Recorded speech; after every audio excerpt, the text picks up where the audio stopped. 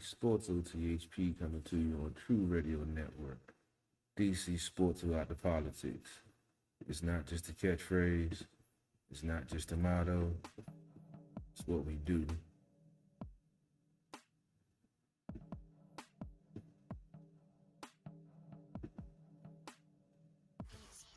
By CP3.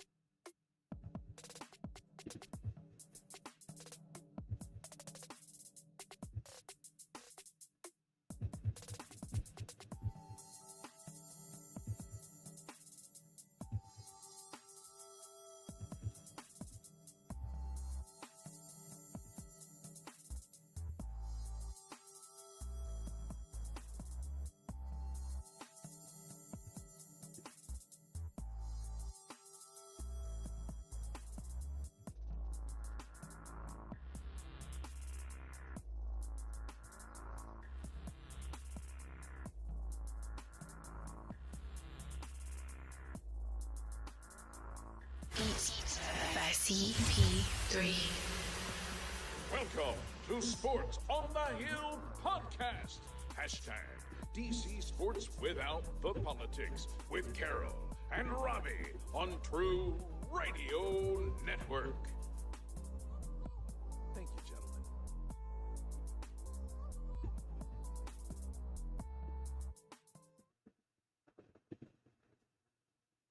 That's right. It's Monday night. Sports on the Hill podcast, True Radio Network, CP3, RobbieG coming to you live, bringing you the best DC sports coverage around. Once again, episode 223. It's amazing. 200 episodes plus. Got our fan base growing. We appreciate you guys checking out the Facebook page, the website, and all the good info and good footage and coverage we put out there. Robbie G, how you doing tonight? I know we got a full show, but we got a more relaxed show because hockey was only, we're going to get into that. But how you doing tonight, good sir? I'm doing good. It's an interesting night for sure. The Wizards are in a close game. I'll break that down in a few minutes. But overall, it's taking a look at the week that was. Just really exciting times for Wizards and Caps fans. They went a combined 6-0. It's as good as we could ask for them, Carol. So the Wizards went 4-0 last week. They're now on an 8-game win streak coming into this live game that I'll mention in just a moment. The Capitals only had 2 games against the Islanders, and they were able to take care of both of them. Both of them had Sam in net. There was a question on whether or not we would split it or whatnot. We'll talk a little bit with Carol about whether or not they should go back to double B, or do you let Sam have his third start in a row, which they haven't done in a long time. So that'll be an interesting debate that we can have in a little bit. But overall, 6-0. Unfortunately, the Nats 500, 3-3. We were hoping for a little better, and DC United did not do very well in their game. Unfortunately, it was a defensive matchup for them. But we'll talk about that in a little bit. But 5 minutes and 13 seconds left in this live Wizards game, and they are up 3 points, 118 to 115. So it's a very, very close game. I do want to say they're on an 8-game win streak currently at the start of this. And there's been some key contributions from a bunch of different players, but I won't break all that down right now. But I wanted to say that 9-game win streak is the longest in Bullets or Wizards franchise history. So if they find a way to win this game, and they just had 2 layup attempts and they didn't get a basket for either of them. That's frustrating. Anyway, so 9 in a row, both in 1968, 69, 78, and in 2001. back with Michael Jordan on the team. Those are the 4 times that they've had 9-game win streak. So could be some history in the making tonight. I just wanted to put that out there. We'll see if it can happen. San Antonio is a very tough team to beat. They're on the free throw line right now. So those are some of the big stats. One other thing is Russell Westbrook becomes one of only 3 players to score 1,000 points in every season since 2010, joining DeMar DeRozan, who he's playing against tonight, and LeBron James. So a lot of people are talking about that trade. Was it a good deal for Westbrook for Wall? Wall coming out today, he's had an injury, and he's going to be out for the rest of the season. It's interesting to see the returns where Westbrook has another triple-double tonight, and I believe he's had 15 out of the last 18 games. He's had a triple-double, so just incredible stats coming from him. Unfortunately, the Wizards are only up by 1, and San Antonio's got the ball. They make the bucket, and now Washington's down by 1. So 4.5 minutes left in that one. But Carol, while I share this to a couple other Twitch streamers, groups, and stuff like that, can you help break down a little bit of what, and give a taste of what you talked about with Dujournay this past Thursday? And that way people want to go and check that out on your YouTube channel or on our Facebook channel or on your Facebook. They can go back and check out your wonderful draft coverage. No doubt, no doubt. In case you missed it on last Thursday night, Dujournay and myself did our yearly breakdown or the pre-draft and off-season acquisitions of the Washington football team. We basically broke down the players that they've picked up, talked about the players that's left, and previewed some of the upcoming talent that's coming out via draft. You can always go check it out at sportsothp.com, or you can go to my YouTube channel, Carol Porter III, with 3 I's, not the number 3, and you can check it out. We had a good little convo for about an hour 45. We talked about, the Alex Smith situation, broke down defensive strategy going forward. We talked about Chase Young, Cameron Curl, some of the pieces is there, possibly Landon Collins, moving a linebacker. We've seen some rumors of that going around. So we talked a little bit about that. Like I said, he covered some of the NCAA prospects, him being down there in SEC country, seeing those players up close and personal. He always brings us the best coverage. He actually was talking about Cameron Curl at the Senior Bowl last year.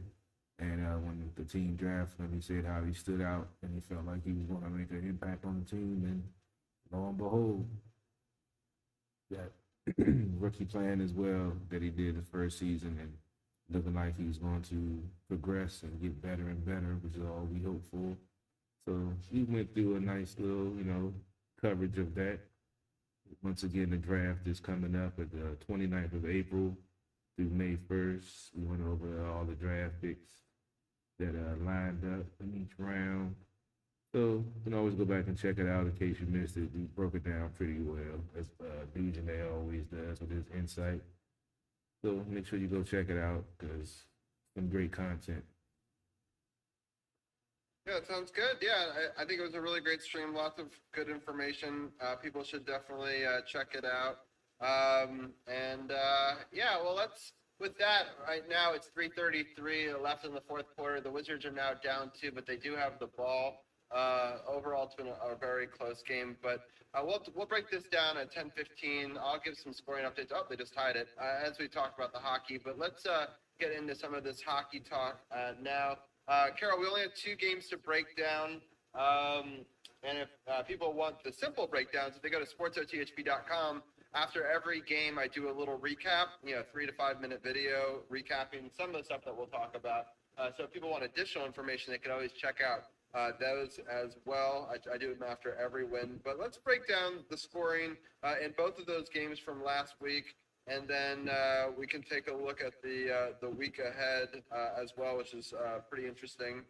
So the first game is really easy to talk about. There's no goals to break down in all of regulation or on overtime. So that gives both goalies a shootout, by the way, a shutout rather. And it's only one time, or this is the first time in the history of the Washington Capitals where they've ever won a 1-0 game via the shootout. Never happened. All other 1-0 games, there's only, I believe, been a very few of them that the Capitals have ever won. We're not very good at 1-0 games historically. And I think the last one was Ole Kolzik or something like that, long time ago. But to do it in the shootout means that both teams get a shutout, which I didn't know. I didn't know you could get a shutout and a loss. So Varlamov gets a shutout, Ilya Samsonov gets a shutout, goes to the shootout. Oshie misses, Jordan misses for them. They score a goal. Then Nicholas Backstrom scores a goal. Brock Nelson misses, and Kuzi gives them the bird and scores the goal, the shootout goal to win it for us. Just a really good defensive game. Really felt like the playoffs. Carol, I've already sort of spoke on it in my post game. What were some of your thoughts on this defensive tight matchup between the two top teams in the Eastern Division? I mean, it was definitely what we asked for last week when we broke down these potential matchups. Excuse me. It was a good defensive battle. Definitely had a playoff feel. The goalies did their thing. Varlamov has shut out the Capitals in regulation 2 games in a row now. So if they do play in the playoffs, they definitely going to have to figure Varlamov out because he's had their number the last 2 games. But it was good to see the win. Now with Rana gone, we spoke about the shootout before, you know, how they had Rana go first, Oshie, and then, you know, someone else, so Oshie wouldn't have to be the first one to help put the pressure on the other team. So now with Rana not here anymore, we definitely going to have to find someone to put in a shootout that can put Oshie in that 2 spot. Because luckily Kuzi was able to bail us out. We didn't have one of those long, drawn-out shootouts. And but it was definitely a good win. At the time, New York was in 2nd place. They're actually in 3rd place now. It's crazy. They're 1st and 3rd. They're separated by 4 points right now. But it was definitely a good game. Definitely what we asked for, a defensive game. 60 minutes plus, even though the overtime was tilted toward the Islanders a little bit. But they were able to get the point and get the win in the shootout. So that's all that matters. Yeah, definitely an exciting, sort of gut-wrenching, a lot of pressure game, at least in my opinion. It was making me nervous the whole entire time, but I'm happy we got away with it and got a W in the end. So I want to thank everyone for tuning in on the live. I hadn't even shared it yet, but did you share the live feed? We already have 24 people in. I haven't even shared it yet. Not even mine either. Wow, that's impressive. Well, thank you to 26 people on Facebook Live for tuning in without us even sharing it yet. If you haven't got any questions or want to talk about the Wizards or the Caps or the Nationals, definitely feel free to chime in. We really appreciate it. But yeah, it was just a really great game. Let me just break down the scoring in the second game and let Carol talk about it some more, and then I will share it to a couple of other groups. Definitely ask questions if you do. And we also got 8 viewers here on Twitch. So thank you, everyone, for tuning in. It's a big night for us, episode 223. Basically, this game was really exciting. Garnet Hathaway scored pretty early on in the game. TJ Oshie got a really nice goal and a great passing play from Anthony Mantha to Nick Backstrom to TJ Oshie.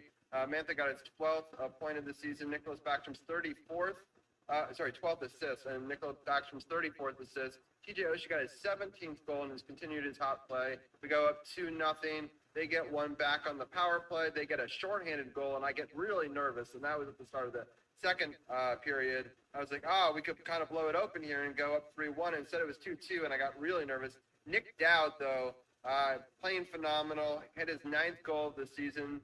Brendan Dillon, who had himself a hell of a game, got his 14th assist of the season. Trevor Van Riemsdyk got his first assist. I made it 3-2. And then Sprong, he was on the top line, and both him and Dillon were kind of 2 of the MVPs of this game. Sprong gets his 8th goal of the season. Assist by Kuzi is 18th, and Dillon gets another assist, his 15th. Makes it 4-2. It was just a really beautiful play. They put Daniel Sprong on that top line because Ovechkin was out with injury. Unfortunately, they get one back at the end of the second period, 4-3 to make it close. Kuzi gets an unassisted goal at 7:35, his ninth of the season, makes it 5-3. And then Sprong scores his ninth goal of the season, so he gets his second of the night.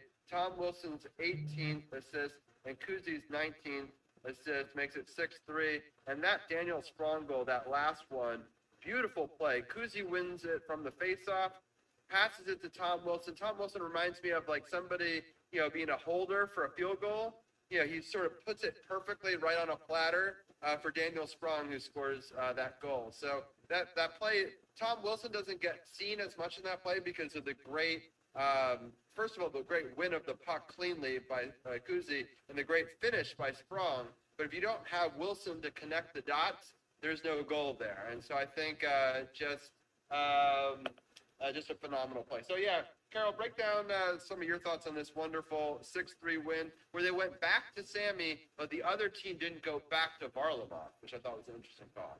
Yeah, I mean, well, Sorokin, he was undefeated at home. First time a rookie goaltender for the Islanders won their first 8, so the Capitals were the first team to handle his first home loss in his professional career. But it was, like I said, they didn't solve Varlamov 2 games in a row getting shut out. I'm not sure Trotz's logic. Maybe he wanted to give Sorokin some work, but he definitely wasn't his best game. He that first goal to Hathaway, he should have had that point blank. And then the first goal that Sammy gave up, he should have had that. So it's just like both of the guys had some subpar save percentages. Sammy was like at 870, and I think Sorokin was at like 800. So, I mean, in that aspect, it wasn't pretty at all. But it was definitely a good feel to see the Caps and the Islanders regulation loss, which was only their 3rd regulation loss of the season at home. They just didn't seem like, I don't know, I don't want to say that they weren't motivated, but it's like the Caps had their number, even with Ovi out. And we've seen Sprong on different lines all throughout the season. And he does have a great shot, and it's deadly and it's accurate. And he definitely stepped up big time, getting 2 goals. Yeah, that goal off the face-off was OVS. We've seen OV plenty of times get the goal off the clean face-off win, goes right back to the slot, boom, he drills it home. So it was good to see this team, even though it's rare that OV is out, it's good to see this team, be able to perform like that at that level offensively against a division rival with so much on the line. Now that, Pittsburgh has gotten hot there at the top of the division right now. But Capitals still playing good hockey. They're getting better. I did like the fact that they had Samsonov in for 2 in a row. Like I said, I didn't really like the save percentage, but he got the win. That's all that matters.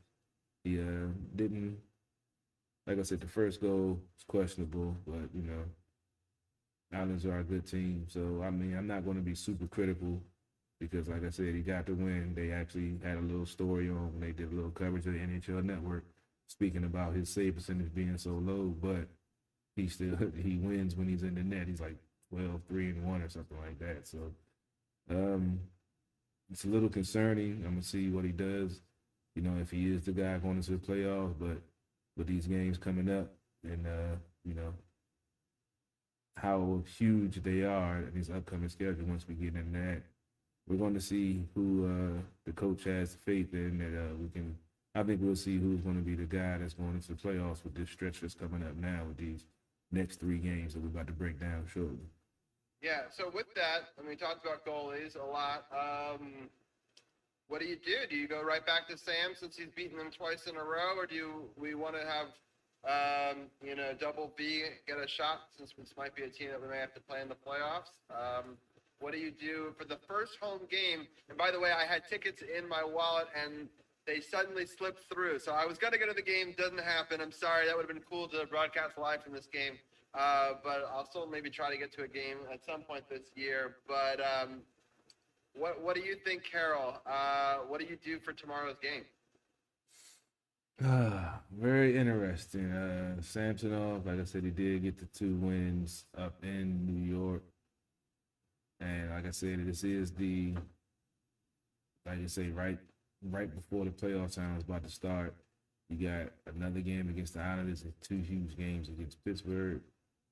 Uh, I say if we see him in the third game, I think that'd be pretty much the way they're going. I don't really see Double V getting back in there. He might get back in there maybe one more time, maybe twice, just to keep him active, just in case something happens in the playoffs. But depending on what we see when they get home against the Islanders tomorrow night, if Samsonov can get the win again and hopefully have a better save percentage, then I'll start, having the same confidence you have in him that he could be the guy going into the playoffs. Yeah, for sure. By the way, the game is tied 135, 4 minutes and 17 seconds left in overtime. The game did go to overtime in this Wizards game. It is still a very crazy game. I've got all of the Wizards people blowing up my phone. Two shots at the rim, both of them rejected. Mad scramble for the ball. Unfortunately, San Antonio was able to come away with it. But anyway, it's going to be a tough matchup. I think for the Caps, they go back to Sammy because you know that they're going to go back to Varlamov, right? So we got to get, let's see if the rematch, let them play it out as if it was a playoff series and see what you can do. And then I give Double V the next game no matter what, right? So for me, even if he wins that game, I don't want Double V to get too rusty. He's going to get that first game against Pittsburgh. So again, the Islanders game's at 7 on Tuesday. Pittsburgh, it would be at 7 on Thursday. And so that way they each get a home game. And then on Saturday, that other Pittsburgh game, I say you give it to whoever did better in the other two games. You give each one game. If Sam loses but Double V wins, then he gets the Pittsburgh game. But they both win, then it's a tough argument. I'm not sure which way you go. It depends on, I guess, on how well Double V did in that first game against Pittsburgh. But I would probably want to give Sam a shot against Pittsburgh anyway, because it's the team we might play. But it's going to be a rough week. So Saturday game is also at 7. And then in a few moments before we end this segment, we'll bring in Brian Brennan, because next Monday there's a game at 7 in New York, and I want to get his thoughts on how the Rangers are doing. But Carol, before we get in and bring Brian in, what are your thoughts on these next two Pittsburgh games that'll be a little later in the week? I haven't really got a chance to see what Pittsburgh's been doing lately, but I see that they're 7-1-1 in their last 9, and like I said, are sitting on top of the division right now. The Caps have been number 1 for a while now, so Pittsburgh is trying to put their mark on it. These two games are huge. If they can win the first game in regulation, that'll, in my opinion, put some of the pressure on Pittsburgh. And if they can take both of them, then that'll be huge. I think the Islanders, with them coming back to Varlamov, is going to be a tough game. But they, they should have the confidence after the last two games they played. They beat them Islander style in New York with a 1-0 win, and then they beat them Capital style with a high-scoring 6-3 win at New York. So I think they should have the confidence along with the fans in the stands. I think the Capitals should be no problem in that game. It's just those Penguins, like I said, I haven't got a chance to watch to see what's going on with them lately, why they've gotten so hot. But, them two, the Capitals and Penguins, and hopefully Ovi will be back. And all we can do is wait and see what happens. Yeah. Well, I want to thank everyone. We've got over 40 people on Facebook Live right now. We've got over 7 people, and Carly just joined us, and Lucky has joined us. For people who know us on Twitch and know that, fam, so I appreciate. Carly will be on a show with us in a couple of weeks, so shout out to her for that. She's a Boston fan, so she's not going to like what I'm about to say. So you were asking how the Pittsburgh Penguins are doing. They're actually playing a 2-game set against Boston, and Boston was able to win that last one 1-0 against them. So another big game between the two of them will happen on Tuesday. So you know that it's going to be just as tough between those two as it kind of is between the Islanders and the Caps. So both are pretty significant tune-up games. But the 3 games that the Pittsburgh Penguins were able to win before that were 3 against New Jersey, and they split 2 in Buffalo and lost 1 time at Philadelphia, and then they won the 2 Jersey games before that. So they've had 5 New Jersey games recently just to mitigate some of it. But, I mean, we beat up on New Jersey a lot early on. That's how we got to first place. It's not surprising Pittsburgh beats up on them now, and that's how they've taken first place. But, again, it'll be interesting to see, Boston versus, in the next game tomorrow. and then see how both teams do. And then we'll actually be playing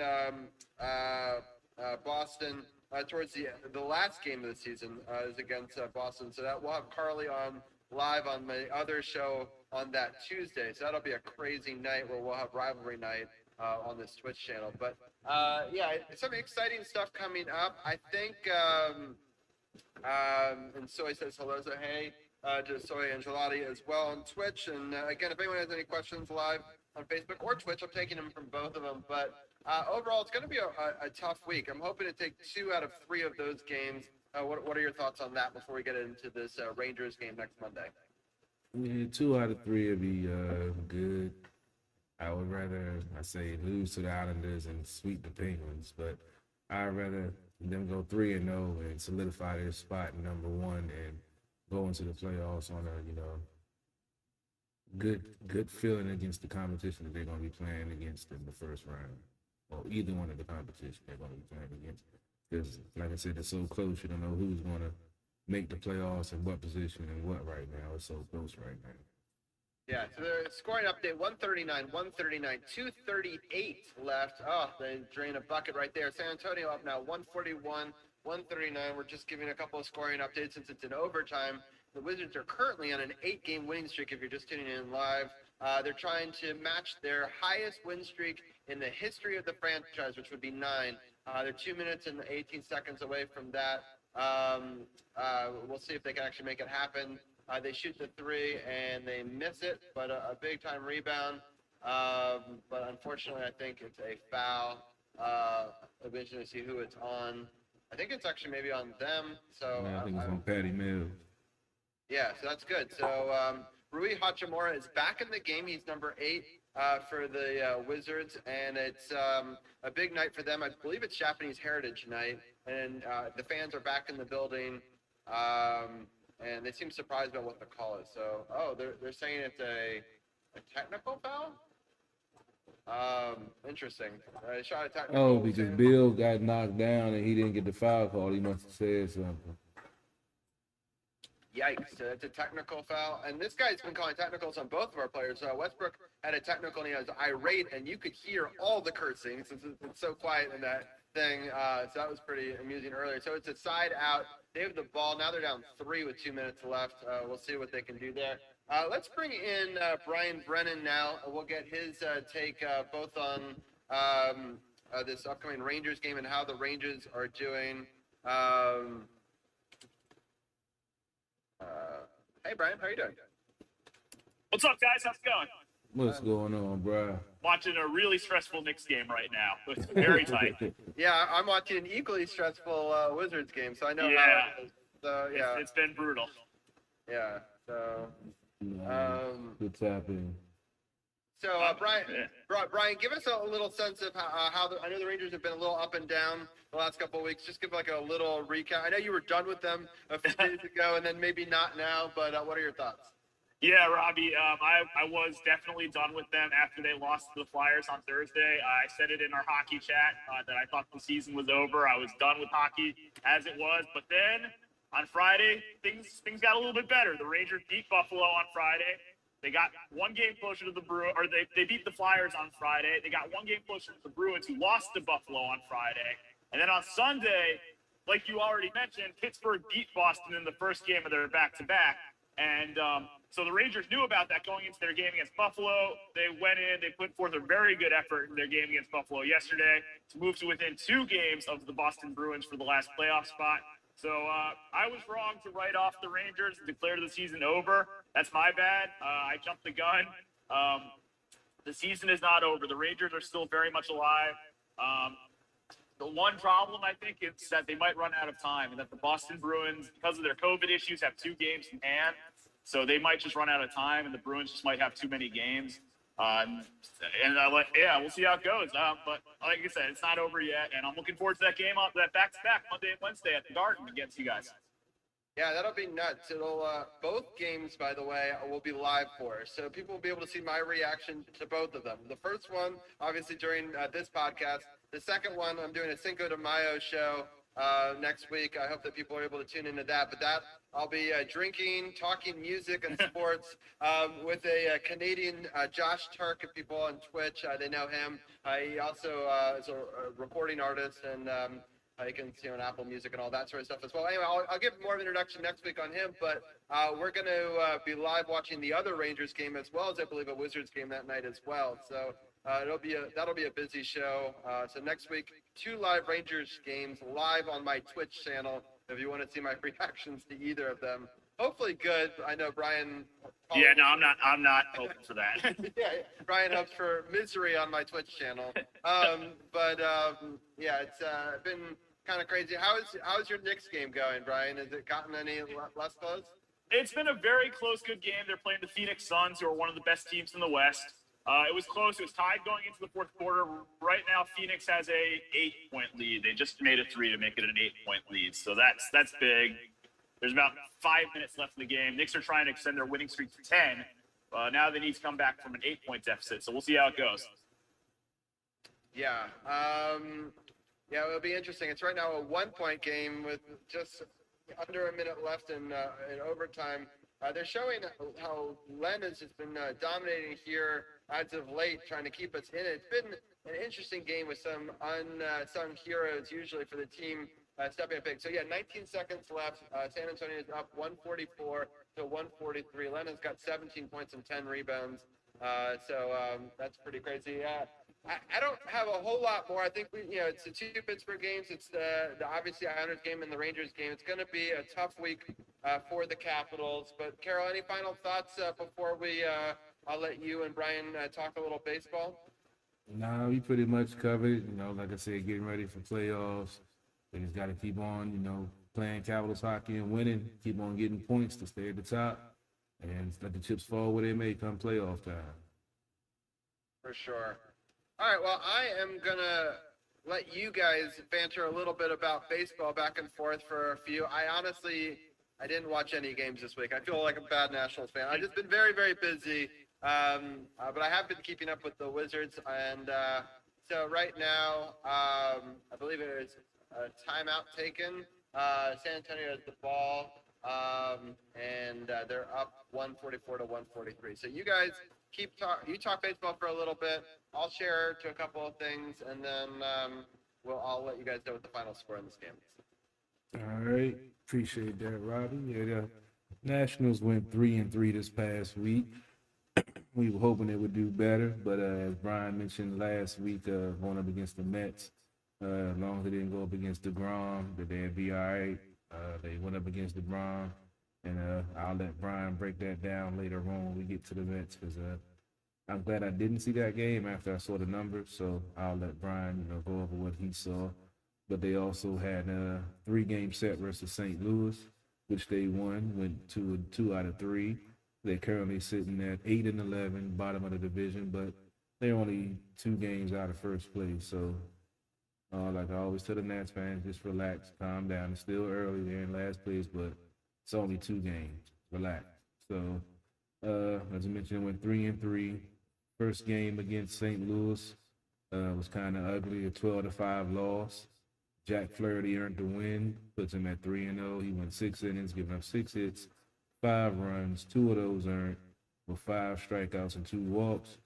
Joe Ross took the loss with the worst performance of his professional career. That says a lot.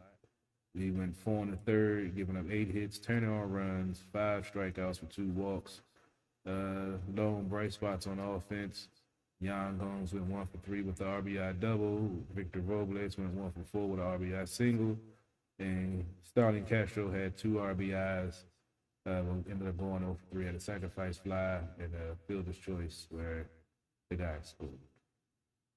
That was an ugly game. Game 2 was a 3-2 victory by the Nats. This was a bases-loaded walk in the 8th inning. Basically was the leading run, the game-winning run.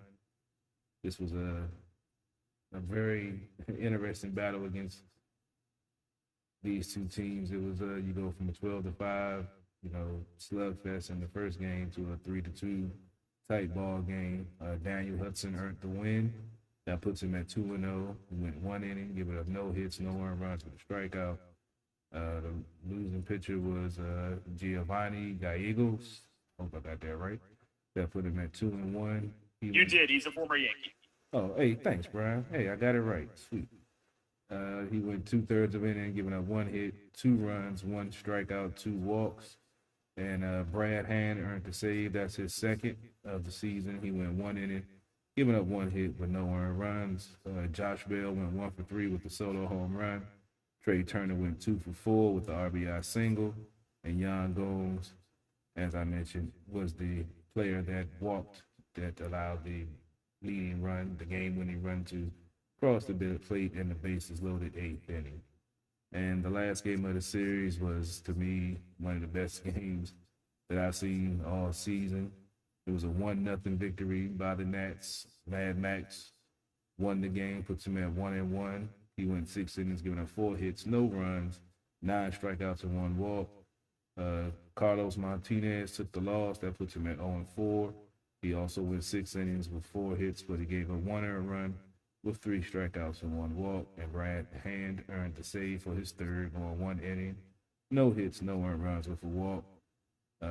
Alex Avila went 2 for 3 and actually had the RBI double that scored the run that gave the Nats the 1-0 victory. This was a great game to watch if you like defensive baseball and good pitching. Bullpen, did the thing for the Nats, and they were able to win 2 out of 3 against the Cardinals. That's 2 weeks in a row they've been able to do that. So that's the one good sign until we get into the Mets matchup later on. But Brian, what did you take away from this matchup versus the Cardinals, being able to win 2 out of 3 against them again? I think it's great to win 2 out of 3 against the Cardinals, and to have done it twice in St. Louis and here, I think it's great. I think St. Louis will be a playoff team. They've got a lot of talent. The first game, Ross, you mentioned, he had been good going into that start. His first couple starts of the year, he'd been good, but he really was. You mentioned it, probably the worst start of his career in that game. He was very bad. He got completely shelled by the Cardinals in that one. And then, yeah, you mentioned that those last two games, they were very close, very tight pitchers duels. I love that third game. You mentioned small defensive baseball. I love that shit, man. I love pitching. We're going to talk about DeGrom in a minute. I love good pitching. And Scherzer was on his A game in this one. And Gomes and Avila both had very good series. So the Nationals have 2 very good catchers right now. I think Avila, even in a backup role, will be a good player for them. And, yeah, nothing more really to say. This was a good series win against St. Louis, but they got DeGrom-inated on Friday. Yeah, let's go ahead and get into this. I know if Mark Moore is watching, I know he was probably pretty happy. He's a Mets fan, even though he's a Washington football team fan. So get into this 6-0 shutout by, as Brian said, the best pitcher in baseball right now. Jacob DeGrom, that puts him at 3-1. Went 9 innings, giving up 2 hits, no earned runs with 15 strikeouts and no walks. Those are Max Scherzer type numbers. I had to throw that out there just because I don't like getting shut out. And losing pitcher was Eric Fetty. That puts him at 1-2. He went 5 innings, giving up 4 hits, 3 earned runs with 3 strikeouts and 2 walks. There were no offensive highlights for the Nationals. So, yeah. Second game of the series was a 7-1 victory by the Nationals. Joe Walsh bounced back very well in this game, going 2-1, put them at 2-1, going 6 innings, giving up 5 hits, 1 earned run, 4 strikeouts, and 1 walk. The losing pitcher was Marcus Stroman. That puts him at 3-1. He went 4 innings, giving up 8 hits, 5 runs, 4 of those earned, with 4 strikeouts and 2 walks. Hernandez, I can't. What's his name, Brian? I know you know it. Was it Yasmin? Yadiel Hernandez or something like that? Yeah. Something like that. Yeah, something like that. I wasn't even going to try. I was just going to say Hernandez. He went 2 for 4 with the RBI single and a sacrifice fly.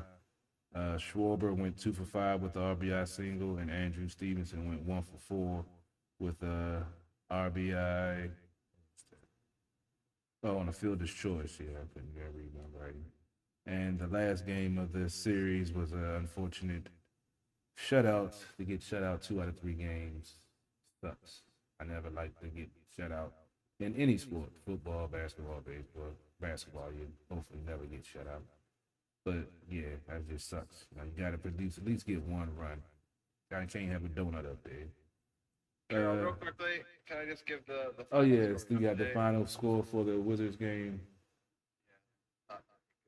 Well, it's not very good in the Knicks game either, unfortunately. Yeah, the Wizards had a chance. They were down 3. Bradley Beal, the guy you want shooting the 3, goes up for it, and it comes up a bit short. And we get a rebound. We try to put it up in time, but by that point, it had been too late. The buzzer already went off before he got it off. So, yeah, that ends our 8-game win streak, the longest one we've had since 2001. I hate that ends during our show. I would have loved for us to tie history that we were talking about at the beginning of the show. But 8 wins in a row is still very impressive. The Spurs seem to always have our number. Again, a very close game in overtime, 146 to 143. We'll break it down with the whole team in a little bit, but I just wanted to get that score in there, unfortunately. But I mean, hey, they won 8 in a row and put themselves in the playoff race. So I mean, that's still good, man. It's very true. So I'll let you guys continue to talk baseball, but I just thought I would chime in a little bit. All right, no problem. Appreciate that. That sucks that they couldn't extend, But hey, like I said, they in a good position right now, and I'm sure Robbie and the guys will break it down in about 15 minutes and wrap up. Excuse me, the last game of the Mets series. Taijuan Walker, he earned the victory, going 7 innings, giving up 3 hits, no earned runs, and 4 strikeouts and 3 walks. Patrick Corbin, I don't know what's going on with him this season so far, but yeah, that puts him at 0-3. He only lasted 4 innings, giving up 7 hits, 4 earned runs, 3 strikeouts, and 3 walks. His control has been, his last start, he was better. He was a little erratic in the beginning, but then he settled down. This one, he just, I don't know, his slider just hasn't been working for him this year like it was previous year, so I don't know if it's something mental. I don't know if we need to, go on the IL. You saw what happened with Strasburg when he got, beat up. It was because of the inflammation, I guess. So I don't know. Maybe he's not healthy, but yeah, he hasn't looked anything like his previous self that we used to seeing him getting on the mound every couple of days. Brian, what did you take away from this? It's always demoralizing losing a series to the Mets. To me, it just is. What did you take away from this series loss to the right now division leading Mets? I hope that doesn't last, but yeah. So I had a choice on Friday night, Carol. I was like, do I want to watch the Rangers-Flyers game or do I want to watch Jacob deGrom pitch against the Nationals? And I was like, I think I want to watch Jacob deGrom pitch against the Nats. And boy, am I glad I made the right decision. That was one of the best pitching performances in the regular season I've ever witnessed. A 2-hit, complete game, 15 strikeout masterpiece from the best pitcher in baseball right now. I talked to a couple other Nats fans about this too, Carol. I think everybody kind of thought that Friday night was going to go kind of like that. Like it was kind of went as expected. DeGrom shut them down. It was an easy victory for the Mets. I think everybody expected it to go that way. So I think it was nice to bounce. I'll stop talking about how great Jacob deGrom is, and I'll say it was really nice that they won on Saturday and bounced back nicely, beating Marcus Stroman, who had been great up to that point in the season. Marcus Stroman started the season off very strong. So to beat him, he's very cocky. I can't stand Marcus Stroman. So to beat Marcus Stroman did very badly the way they did, I thought was awesome in that second game. But yeah, to follow up an offensive performance like they had on Saturday with getting shut out by Taijuan Walker, I thought that was a little surprising. You never want to lose a series to a division rival, especially the Mets. But it's kind of understandable, I guess, because you did go up against DeGrom. He's just so good right now, and he's just unbeatable. Yeah, that's basically my thoughts on the series. Yeah, like I said, it's still early. They're still figuring some things out. Juan Soto, he's out. So, that's a huge hole in the lineup. We talked about Obi being out one game in hockey. Juan Soto was a huge piece for this team. They just started to get the lineup back together when they won, 4 out of 7 the week before. But 500 is still good. You can't be too mad at that. Just hopefully they can get some consistency in Strasburg on the IL. Corbin not pitching like himself. We saw Mad Max getting rounded into his form. But yeah, Joe Ross, he's pitching very well. So it's some things that, there's some bright spots to look at, even though, like I said, they're in the bottom of the division. 3 games under 500, but only 2 games out of the division lead. So we'll see what happens. Go ahead into the upcoming schedule. They have a 2-game series at Toronto on Tuesday and Wednesday. Both are 7:07 starts. Then they have a 3-game series against the Marlins back here in Nats Park. The Marlins game is Friday at 7:05 start, Saturday at 1:05 start, and Sunday at 1:05 start. Brian, I haven't had a chance to check out the Blue Jays. That's one of your division rivals. How are the Blue Jays looking this season so far? Well, they beat the Yankees in both series they played against them this season, both at the stadium and down in Dunedin, where they're playing their regular season games this year until the border opens up. The Blue Jays are a very good, young, exciting team. They've got several players who are sons of major league greats. They've got Vladimir Guerrero Jr., they've got Kevin Biggio, who's Craig Biggio's son. They've got Bo Bichette, who is a great young player. He's Dante Bichette's son. All these guys are really good. They're very fun to watch. So this series is going to be tough. Toronto is a good team. Personally, as a Yankee fan, I'm hoping you guys beat Toronto because the Yankees need to get back in the division race. But the Yankees need to take care of their own shit because they keep losing to the Orioles and teams like that. But I think this will be a split. I think they'll split the 2 games against Toronto. And just to keep in mind, these games are not in Toronto; they're in Florida. The Blue Jays are playing until the border opens up. They will be playing all their games in down in Dunedin. Nice.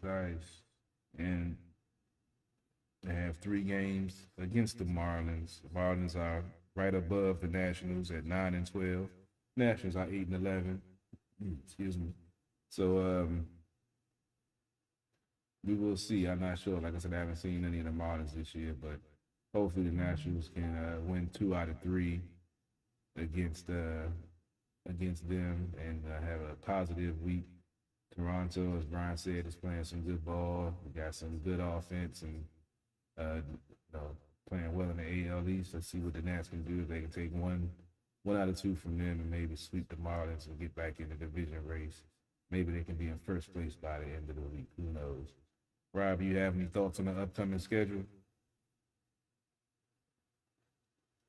Not particularly. I mean, I think that we need to obviously win.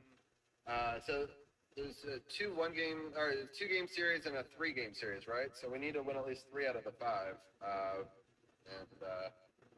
I don't know. We just got to start making waves. I'd really love for us to somehow go on a big win streak and take a bunch of games in a row. I just don't know if this is the team that's got that in them this early in the season. Lately it's been win a couple, lose a couple. We haven't really put it all together for multiple games in a row, it seems.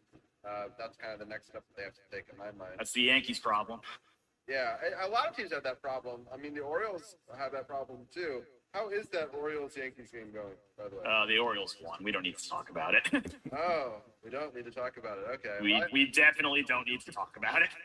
I'm sure that Tim in 7 minutes when he comes on will want We definitely don't need to talk about it with Tim either. All right. Interesting. But yeah, both teams were struggling. They had the same record going into that game. But it'll be interesting to see how they do going forward. I see that Arun's on the line. I wanted to bring him in to see if he had any thoughts on the Nationals, how they've been doing, or the upcoming schedule. Still there. I don't know, maybe. Oh, there he is. Oh, Arun. No fancy background. You're on your phone. Yeah. Oh, no. What's going on, Arun? Yeah, I think they won a couple a lot. Great.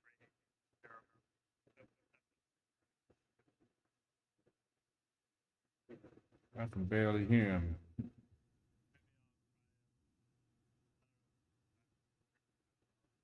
Yeah, you're kind of low. I don't know what your volume could be up a little. I heard him in my headphones, but it is a little bit tough to hear you. So, oh, wait, hold on. Now I can't hear you at all. Try one more time. There we go. Hold on. Talk now. I think Is we it heard. better? Oh, Oh, it's yeah, much there we better. go. Yeah. We got him. Sound We like got he was him. in a Yeah. tunnel or something. Screw headphones. Like, you know. Was that Yeah. the problem? I just unplugged the headphones. Yeah, that's usually the answer. All right. Well, why don't you repeat what you said just so people couldn't hear you? Yeah, it was an up and down week. It looked like they were heading like for a really good week, and then they struggled against the Mets. DeGrom was great with that, I believe, 15 strikeout performance. But then they won Saturday. They beat the Caps and the Mets.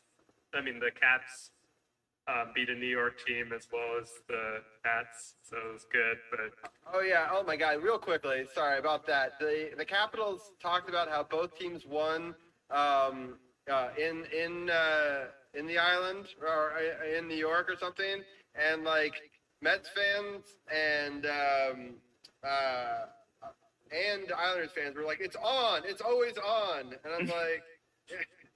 And it was so funny. So many people tweeted at the Capitals about this that they made a meme about how they're so in their head because everyone's tweeting at them.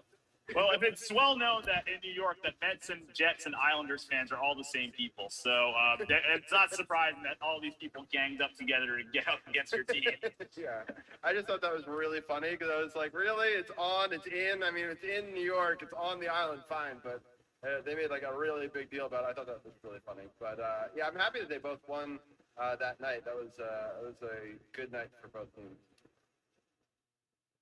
Definitely, Yeah, definitely. that's about it. Like 2 shutout losses were not encouraging, but at least they split the series with the Mets. They won the Cardinals series and they won the Diamondback series. So overall, like it was a step in the right direction.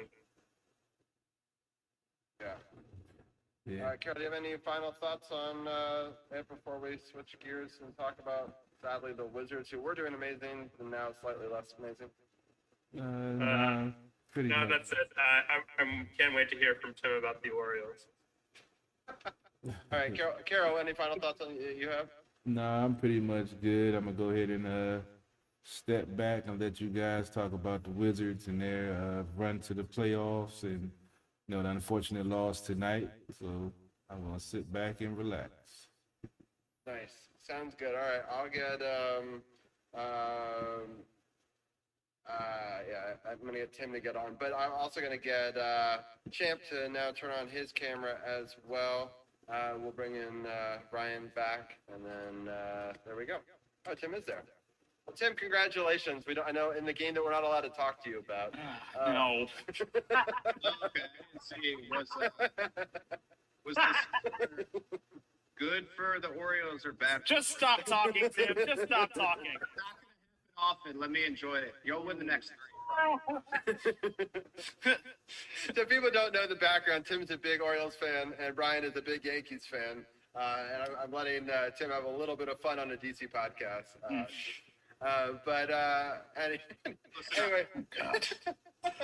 Well, Tim, how are you doing tonight?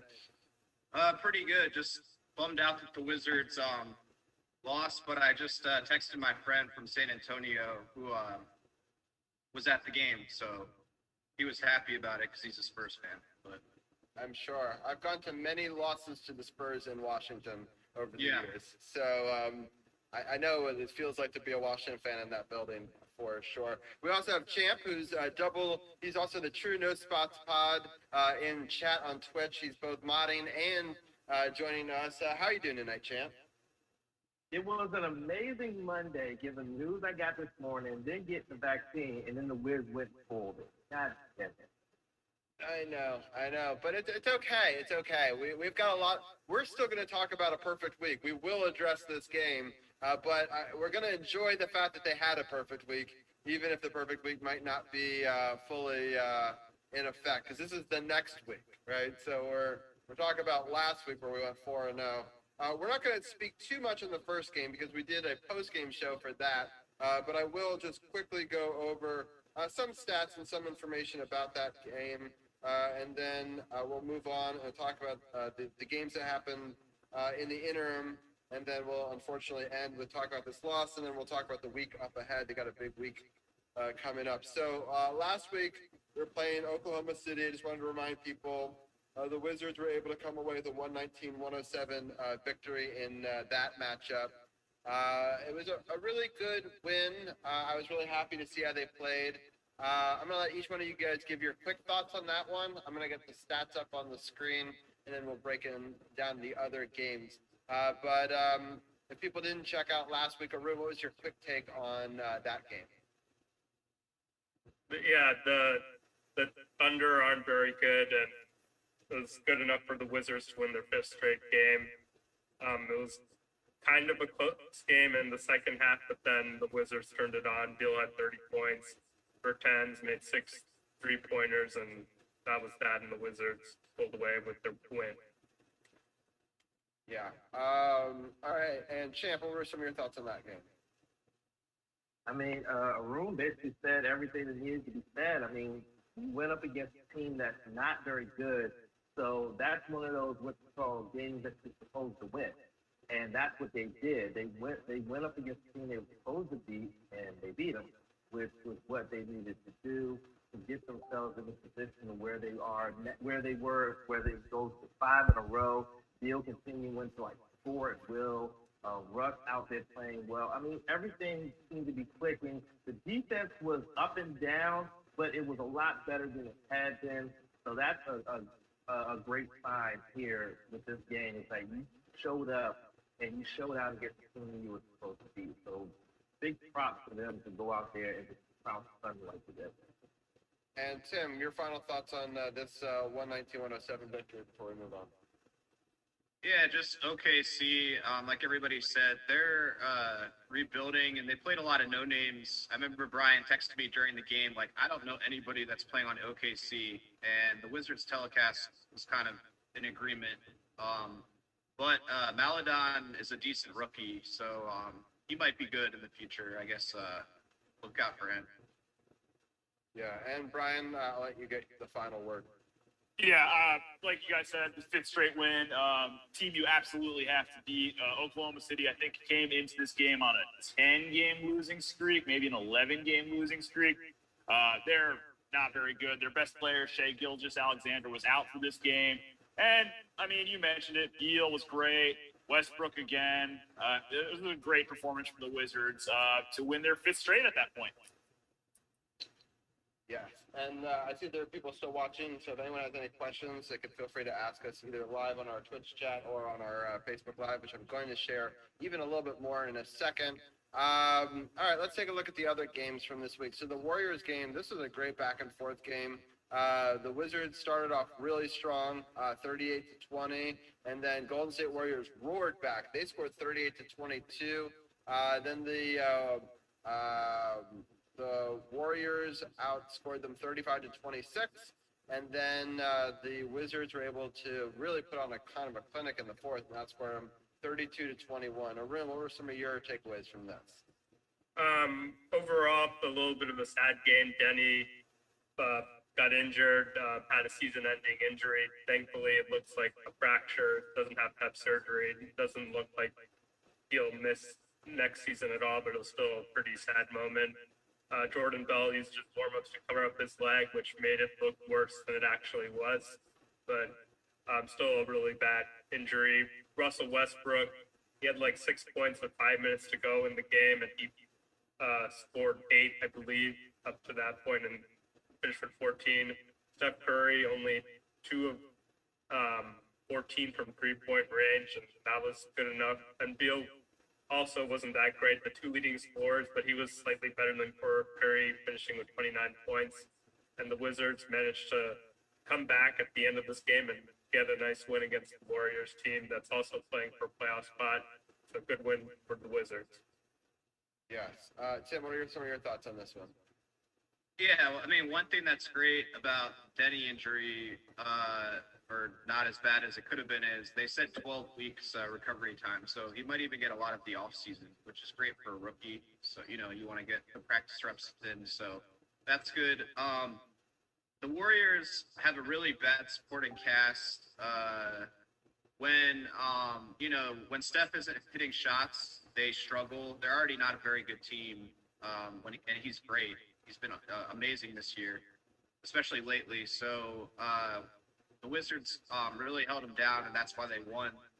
But at the same time, the Warriors played Gary Payton Jr. or the second, and even the Wizards discarded him. So they just need some more players, and they have injuries. But you got to love the comeback. You got to love the first quarter. But they really did kind of lose it there in the middle. But a win is a win, and it's a team that the Wizards are probably slightly better than at this point. But the Warriors are still an impressive team, and that's a season sweep. Yeah, definitely. All right, Champ, what are some of your takes? I think what point that we're all missing here is you look at the stat line. Look at Russell Westbrook's triple double that he had: 14 points, 10 assists, 20 boards for a point guard.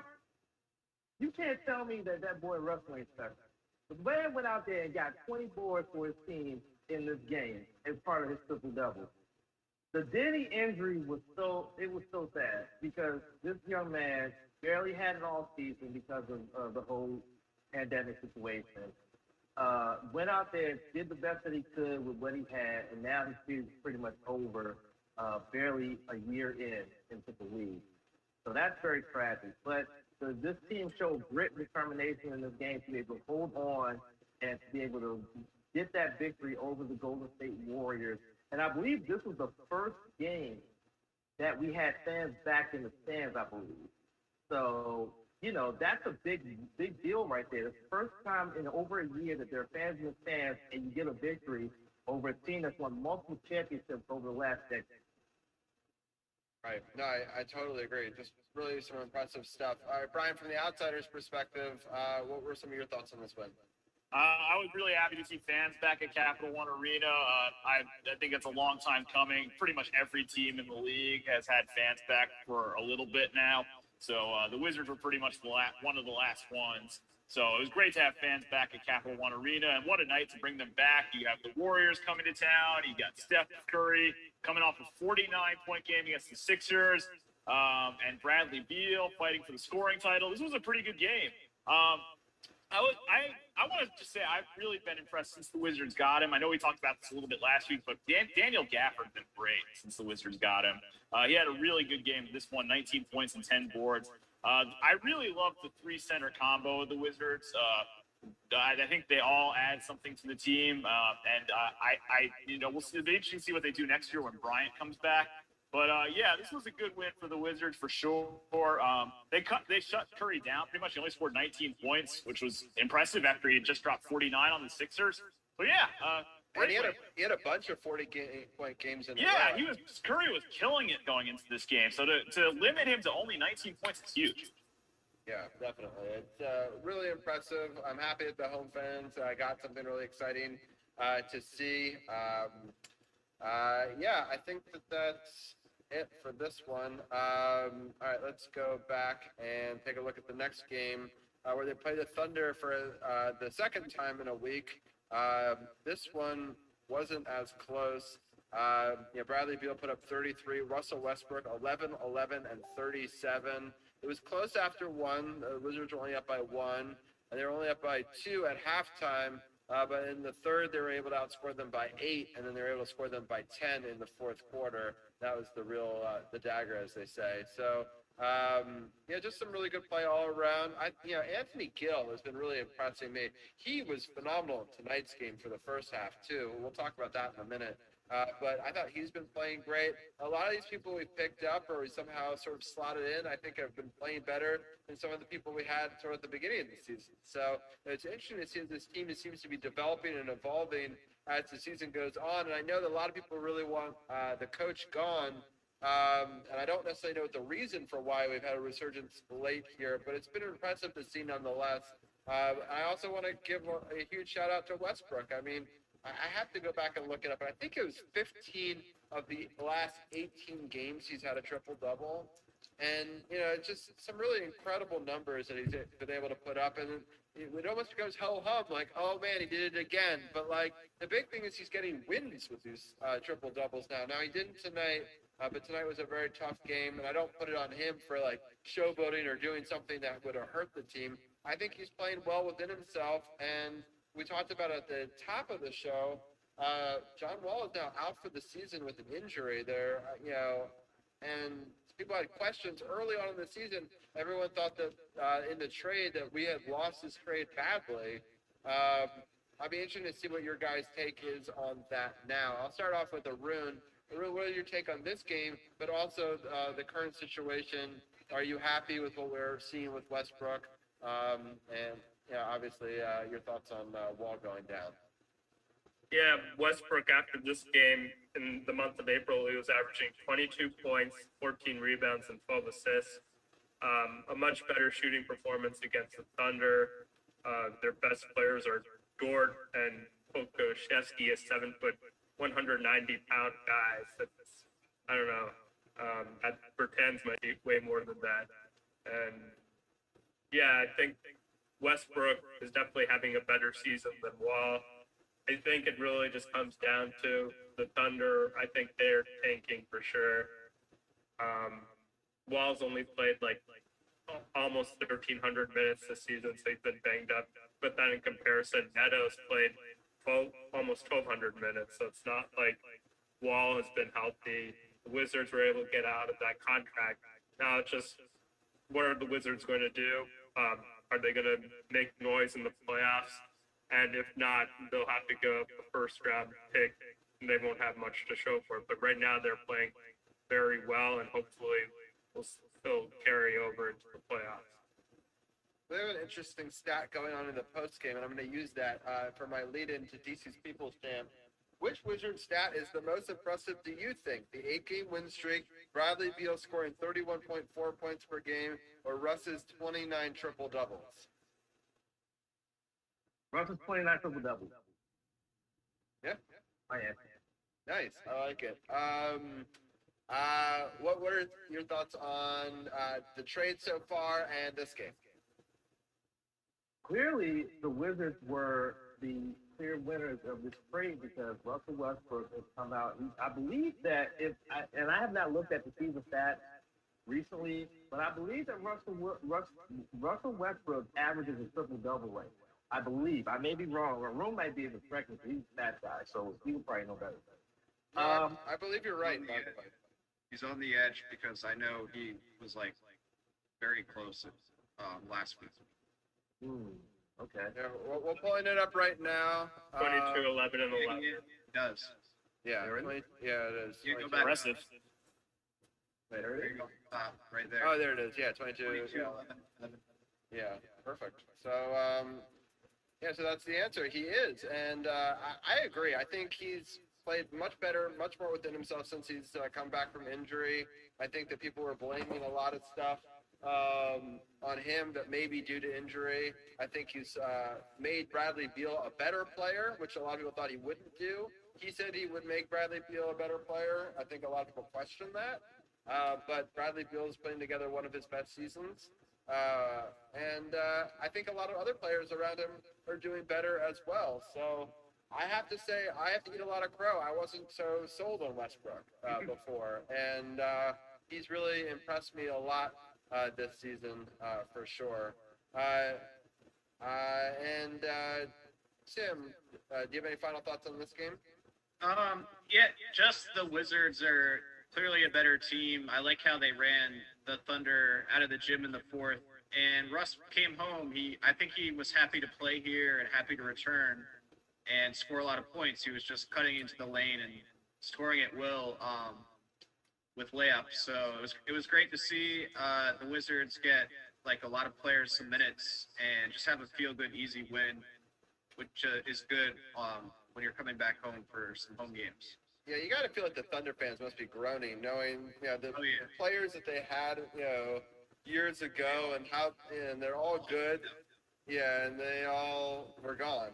So it's just, I know they couldn't have kept everybody, but it just seems like they're in a much worse position now than they were, and not a whole lot to show for it.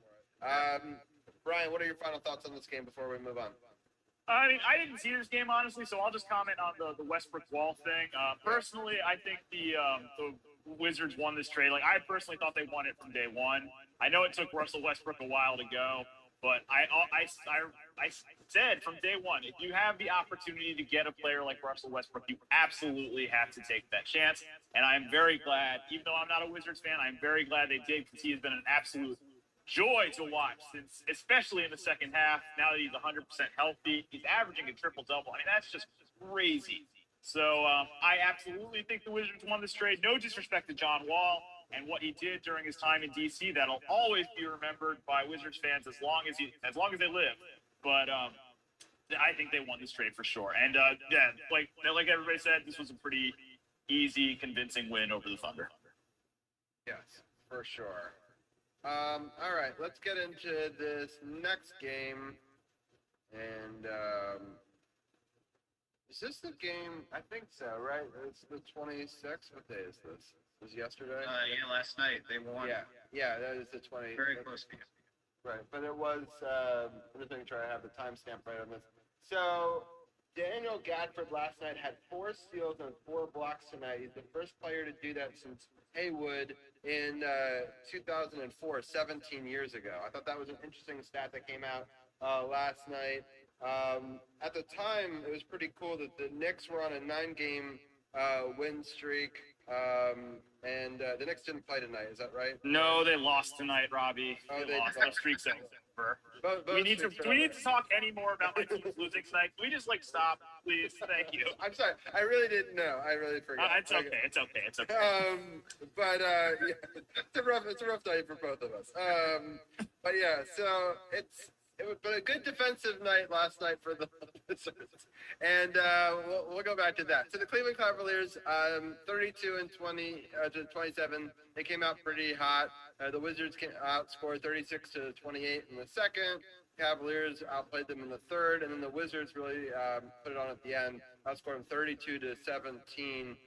Bradley Beal once again put up 33 points. Westbrook only had 5 rebounds. By the way, Russell Westbrook leads our team in rebounds, I believe.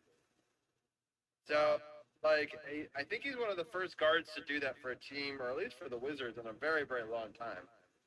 It's just not often that you ever see the leading rebounder on a team being in the guard position. But anyway, 11 assists. Maybe top 10 in the league, too. I thought Kutcher was saying that, too.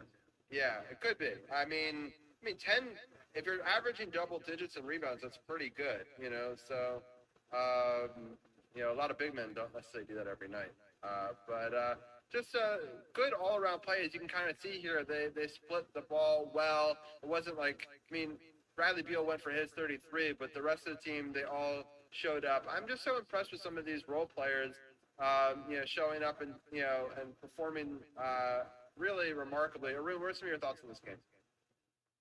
Yeah, it was a very close game, down the stretch. I think Gill, he's had some good games, but this wasn't one of them. He was pretty bad on the defensive end. Gafford had a few mental lapses in the third quarter. Jared Allen was great in this game, and he dominated. Robin Lopez, he got injured in the game, but overall, the Wizards did enough to hang on. They spread out the floor, even though Bertans was 3 of 12 from. He only hit 3 threes. I don't know the exact numbers, but he was. The team was playing better when he was on the court, probably defensively, along with Garrison Matthews, who also saw a lot of minutes in this game. Beal was great down the stretch of this game, and overall, it would have been a shame to lose to the Cavaliers because they're not that good. Garland had a great game, but their big lineup was pretty bad. Larry Nance and Jared Allen, they shouldn't be really playing together. They're 2 centers, and Matthew Dellavedova is washed up, and I'm glad the Cavs put him in the game because Beal was torching him, and overall it was a good win for the Wizards. Champ, what are some of your thoughts on this game?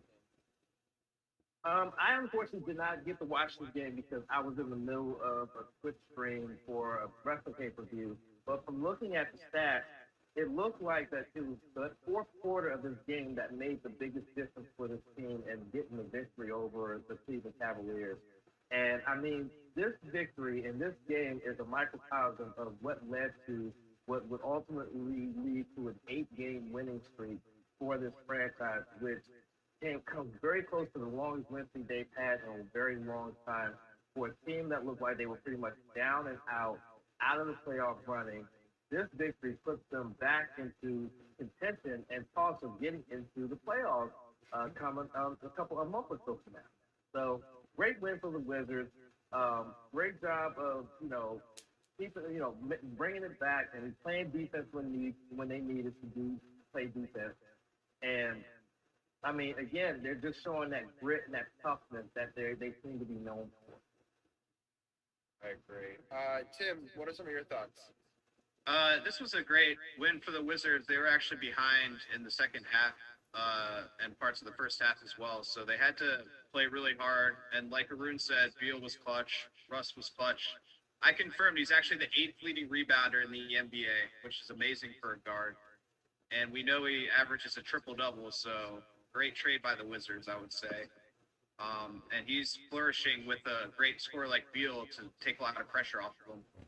And, in a game like this, again, Cleveland has a lot of washed-up players like Dellavedova. Love doesn't play that much, even though he's very highly paid. And not too bad, but he's just over the hill. They have too many centers. They do have some talent, so, they stay in games. They're competitive, but the Wizards pulled it out and just show that they're the better team at the end. But the Wizards are still in the playoff spot now, and I think they could maybe overtake Indiana and max out at the 9 because they play them 2 more times. So, I'm somewhat confident the Wizards will stay in this playing round.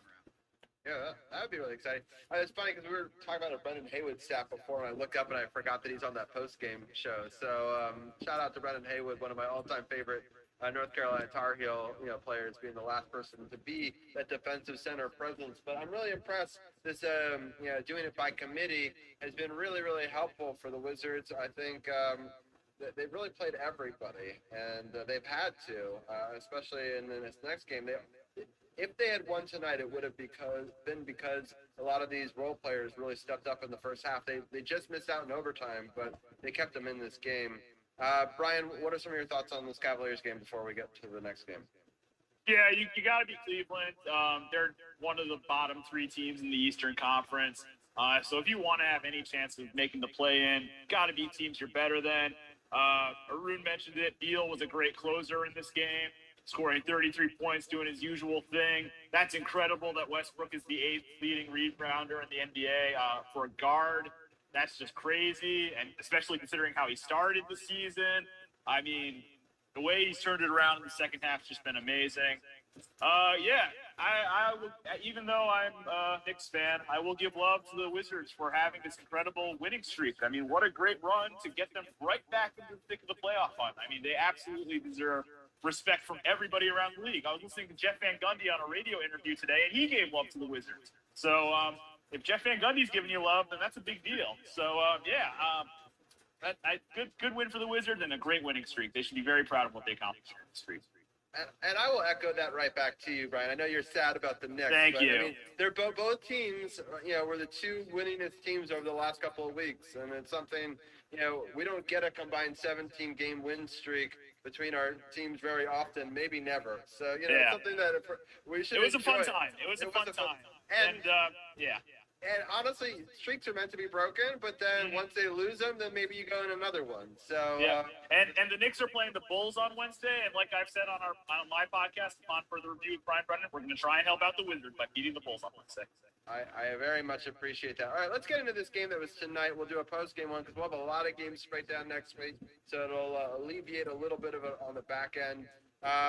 DeMar DeRozan is incredible. I said the stat earlier. Only 3 players, 1,000 points since 2010 in every single year. And that's Russell Westbrook, DeMar DeRozan, and LeBron James. So they're 3 of the best scorers, and we got to see them both in this game. I thought that the Wizards, I mean, Bradley put up 45. It's so frustrating that it kind of continued. I know he got a couple win or a win this year where he scored over 40, but it's just his trend is if he goes over 40, they don't win, right? More often than not, which is a bummer. Russell Westbrook put up 13, 14, and 22. A really great game. But I want to give credit to Alex Len. I've been talking to him all night with scoring updates. He played great. 10 rebounds, 17 points. But also Anthony Gill, I wish he had a better second half. But his first half was phenomenal. I think he get all those points in the first half. I took a screenshot at the halftime box score. I was so impressed by. Yeah, he had 6 for 7 for 13 points in 13 minutes. He didn't even play it at all in the second half. I don't understand that functional, right? So somebody is going 6 for 7, 1 for 1 for 3, 13 points, 13:55, and they're saying he had 14 total minutes in this game. So maybe he played a minute in the second half. That's crazy. Man. He was doing so well. Now I know that we forced overtime. We were playing pretty well in general, but to me, it's a wasted effort by him. I think that he could have definitely produced even more at the rate he was going. Or maybe they thought like he wasn't going to do better than 6 for 7, like stop now, like in poker when you're stopping your head. But it doesn't work that way. Like I feel like you got to keep it going, even in the second half. But who knows? I mean, it was a close game. I mean, both teams played really well. They had almost identical scores. At halftime they were down 3. It was tied at the end of the third. It was tied at the end of the fourth. Both teams scored 38 points in the fourth, and they just beat us barely by 3 again. If you didn't see the end of the game, I talked about it live during the baseball segment. Bradley Beal had a chance to tie it for 3 and was just a little bit short. Definitely a bummer. Arun, what were some of your initial takeaways of this game? Yeah, it was kind of a weird back and forth game. Beal was called with a technical foul in the closing minute of the game, which ultimately turned out to be the difference of the game because the Wizards had to foul the Spurs down by 1. It was a weird tech for the officials to call, and Beal was confused because he didn't even know what he said. But I guess the officials were tired of Beal complaining. I don't know, but that's what typically NBA players do. Westbrook took 26 shots. He only made 9. He was great in OT in the fourth quarter, but he did have that critical turnover, which led him to have 6 turnovers. Which is the Wizards only had 8 turnovers total, but the Spurs as a team, they only had 6 turnovers. So Westbrook had as many turnovers as the Spurs. The Wizards weren't really getting it done defensively.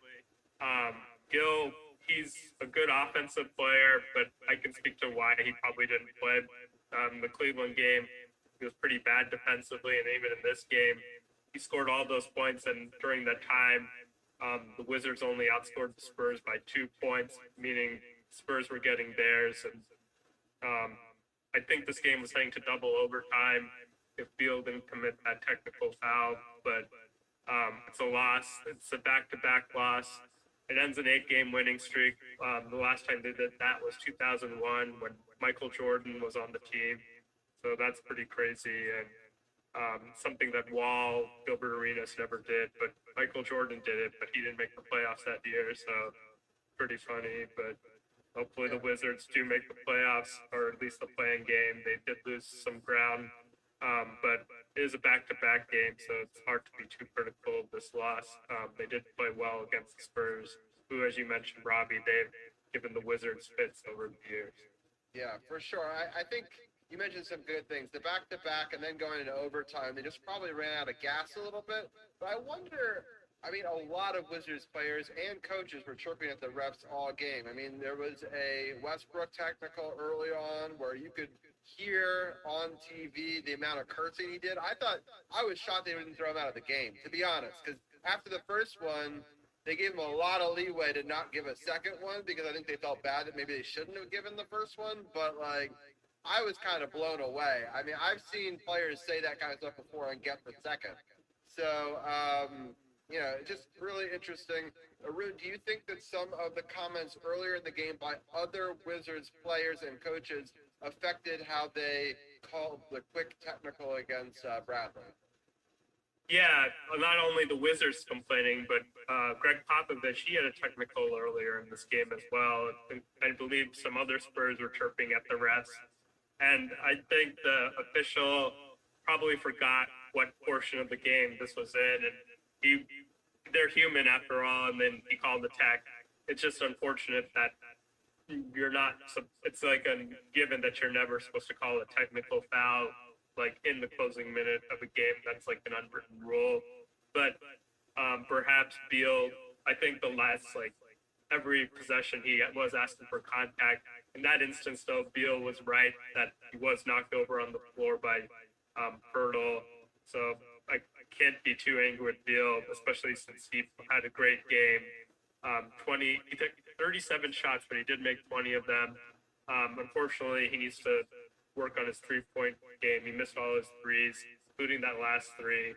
So, yeah, I think officials are human, and that's just the way the game goes sometimes. I'm going to ask Arun one more question, and then I'm going to get other people's thoughts on this game. So, Arun, I read somewhere that I think maybe you wrote it to me, that Westbrook in the final closing minutes is one of the most efficient players in the NBA. I mean, historically, that has not been true, that he hasn't been a particularly great shooting percentage. Is that true this year? Yeah, he's the best. He has the best field goal percentage in the clutch, which means if the game is within 6 points. So Westbrook has done a really good job. I think the last time Westbrook was like that was his MVP season, where he wasn't hitting all these incredible game winners. Even this season, he hit that crazy three against Brooklyn. He also, actually, Beal is in the top 12, I believe, which is, even though people are saying he's not clutch, Beal has actually done much better in the clutch compared to years past. So, yeah, Westbrook is having a good season. It was unfortunate that he was not healthy the first half of the season, but he's definitely picked it up lately. Yeah. All right, Tim, with all of those stats and all those things being said, what are some of your thoughts on this game? Well, I actually have a convenient prop because this is a Gatorade Zero, if you can't see. And the reason I'm saying that is because apparently there's a COVID outbreak with NBA officials, and they're borrowing Gatorade League refs. And one of them was the guy who was giving people technicals.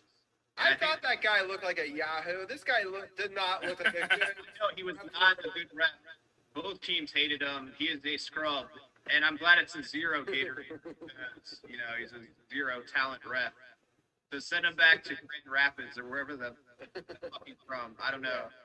He's not good. But, the Wizards didn't really deserve to win. It was a great game. I was kind of upset with Brooks because I thought that Rui played horrible defense this game, and a lot of the buckets that the Wizards gave up, he got torched. He needs to work on his defense. He wasn't awful because he had a huge three, and he got some offensive rebounds, but he's not a great defender. He's a bad defender still, so that was disappointing. And then, Gil not playing more in the second half was a little bit questionable, but I guess he's a bad defender too. So, give it up for the Spurs, very clutch. DeRozan is really close with Westbrook and Beal, so it's kind of a fun back and forth.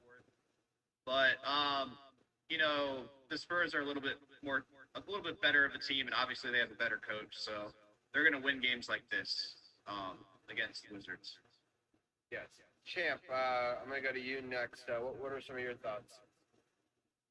I'm not one of those guys or one of those fans going to blame referees for a loss, and that's not what's happening here. I'm not blaming the referee for his loss. But I got to say, that referee was absolute trash. He was absolute trash. Clear garbage. And Westbrook giving him an earful, Brad giving him an earful, he needed it because he was awful. But that's beside the point.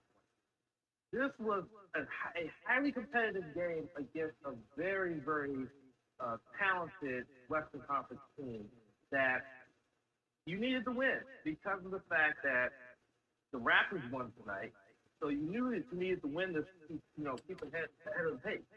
Raptors win, you lose. So now it could be, you might be in a little bit of trouble here. It depends on how this coming week plays out. But this was a win that you definitely needed in order to keep ahead of the pace of the Raptors and keep yourself in that spot for the play-in game and chance for the playoffs. So very disappointing. You want the ball in Bradley Beal's hands every time for the last shot. It's just unfortunate that on a night where he didn't play well from beyond the arc, that actually you have the ball, whose hands on the ball and having to take that shot. It was unfortunate, and the 8-game winning streak is now over. Yeah, it's interesting. I don't think anyone was particularly great from beyond the arc. Like somebody like clearly should have had it. Brad in general was the hot hand of the night. I'll go back to Arun real quickly. Is there somebody else you would have rather them take that three? I think you got to go with Beal to take that three, or if it's like a pass to take, maybe they put in Garrison Matthews, but he hadn't played, I believe, for a really long time. And it's crazy that each team only hit 6 threes only in this game. They scored like 289 points combined, which is a ridiculous amount of scoring, given that none of these teams hit any threes really. So, yeah, I think you have to go to Beal. You just have to get a shot off because the Spurs would have fouled like anybody, and Beal's the best guy to create a shot off the dribble, so can't complain too much. Yeah. All right. I'm going to go to Brian for his final thoughts on this game before we look at the schedule ahead. Yeah, I didn't watch this game because, like we all heard, I was watching the Knicks, and we know how that went too. But this sounds like a really fun game, and I'm kind of bummed I didn't watch it because it sounds like there's everything from players chirping at each other, high scoring from DeRozan and Beal, questionable officiating. It sounds like a really high scoring 146 to 143. That is a fun game. I kind of wish I watched it. I agree with what Champ said. It's this hurts because of the fact that the Raptors lost, and you need to keep pace with them in the Eastern Conference to have any chance to get into the play-in. But San Antonio's a good team. It's the second of a back-to-back, and like you guys said, they really ran out of gas. So it's a frustrating loss. It's a frustrating end to a winning streak, but it's okay. I think they'll bounce back nicely. Yeah, I'm going to take a look. We're going to pull up the NBA standings real quickly and just take a look at the Eastern Conference to talk about it. So, I mean, the Raptors lost, which was good, though. At least they didn't gain a game. Oh, they won. Oh, I see what you're saying. Okay. They picked up a game on the Wizards, so it was 2 games before this tonight. Got it. Okay. Well, the Wizards, I'm just sort of surprised that they were that far up because a week ago they were either behind or tied. So, but again, it'll be interesting. At least the Bulls lost. The Pacers are above them. They're on a 3-game win streak. But it's all very close right there. So, I mean, as you can see, it's just a couple of games separate all these teams. Let's take a look at the week ahead real fast. I'm going to break down all the games, and I'm going to let each one of you guys pick one game you want to talk about, and then we'll get out of here just to sort of save a little bit of time on the back end of this podcast. The Lakers play the Wizards. I am a Lakers fan. I've talked about this in the past. I'm sorry if people believe I cannot be fans of 2 teams. But I'm obviously Wizards are my number 1, but Lakers are my number 2. So I'm hoping that the Wizards get a big rebound game here. The Lakers have dealt with a lot of injuries as of late. But I think that they're getting some of their players back. But that'll be a tough matchup. That's at 7:30 on Wednesday. Then on Nationally televised. Yeah, that game was moved to a nationally televised game. It's on ESPN, right? Yeah.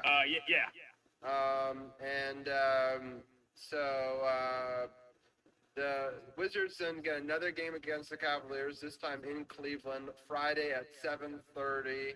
And then the Wizards play the Mavericks on Saturday. It's a 9 o'clock game in Dallas. And then next Monday, the Pacers come to town. That's another one of those teams that we're battling for playoff positioning with. That'll be a 7 o'clock game next Monday. So next Monday, we'll have a live game versus the Pacers. And then Brian and Brennan and us will be dueling in hockey as well. There'll be a live game against the Rangers for the Capitals, also at 7. So one of our last times this season where we'll have a live game of both teams, and there'll be a post-game show for both teams actually as well. So I will let we're gonna break down all 4 of those. So each one of you guys, I'm gonna let you pick a game. I'm gonna start off with Brian since he's the outsider. I'm gonna get his take on one of these games. Which game do you want to pick? I'll take the Mavericks game. Dallas started the season off slowly. They're playing much better in the second half. It'll be interesting to see how they do.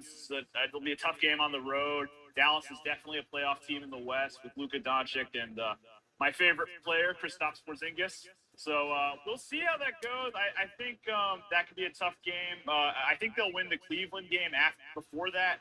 So if they can start a winning streak by beating Dallas, that'd be great. But we'll see how it goes.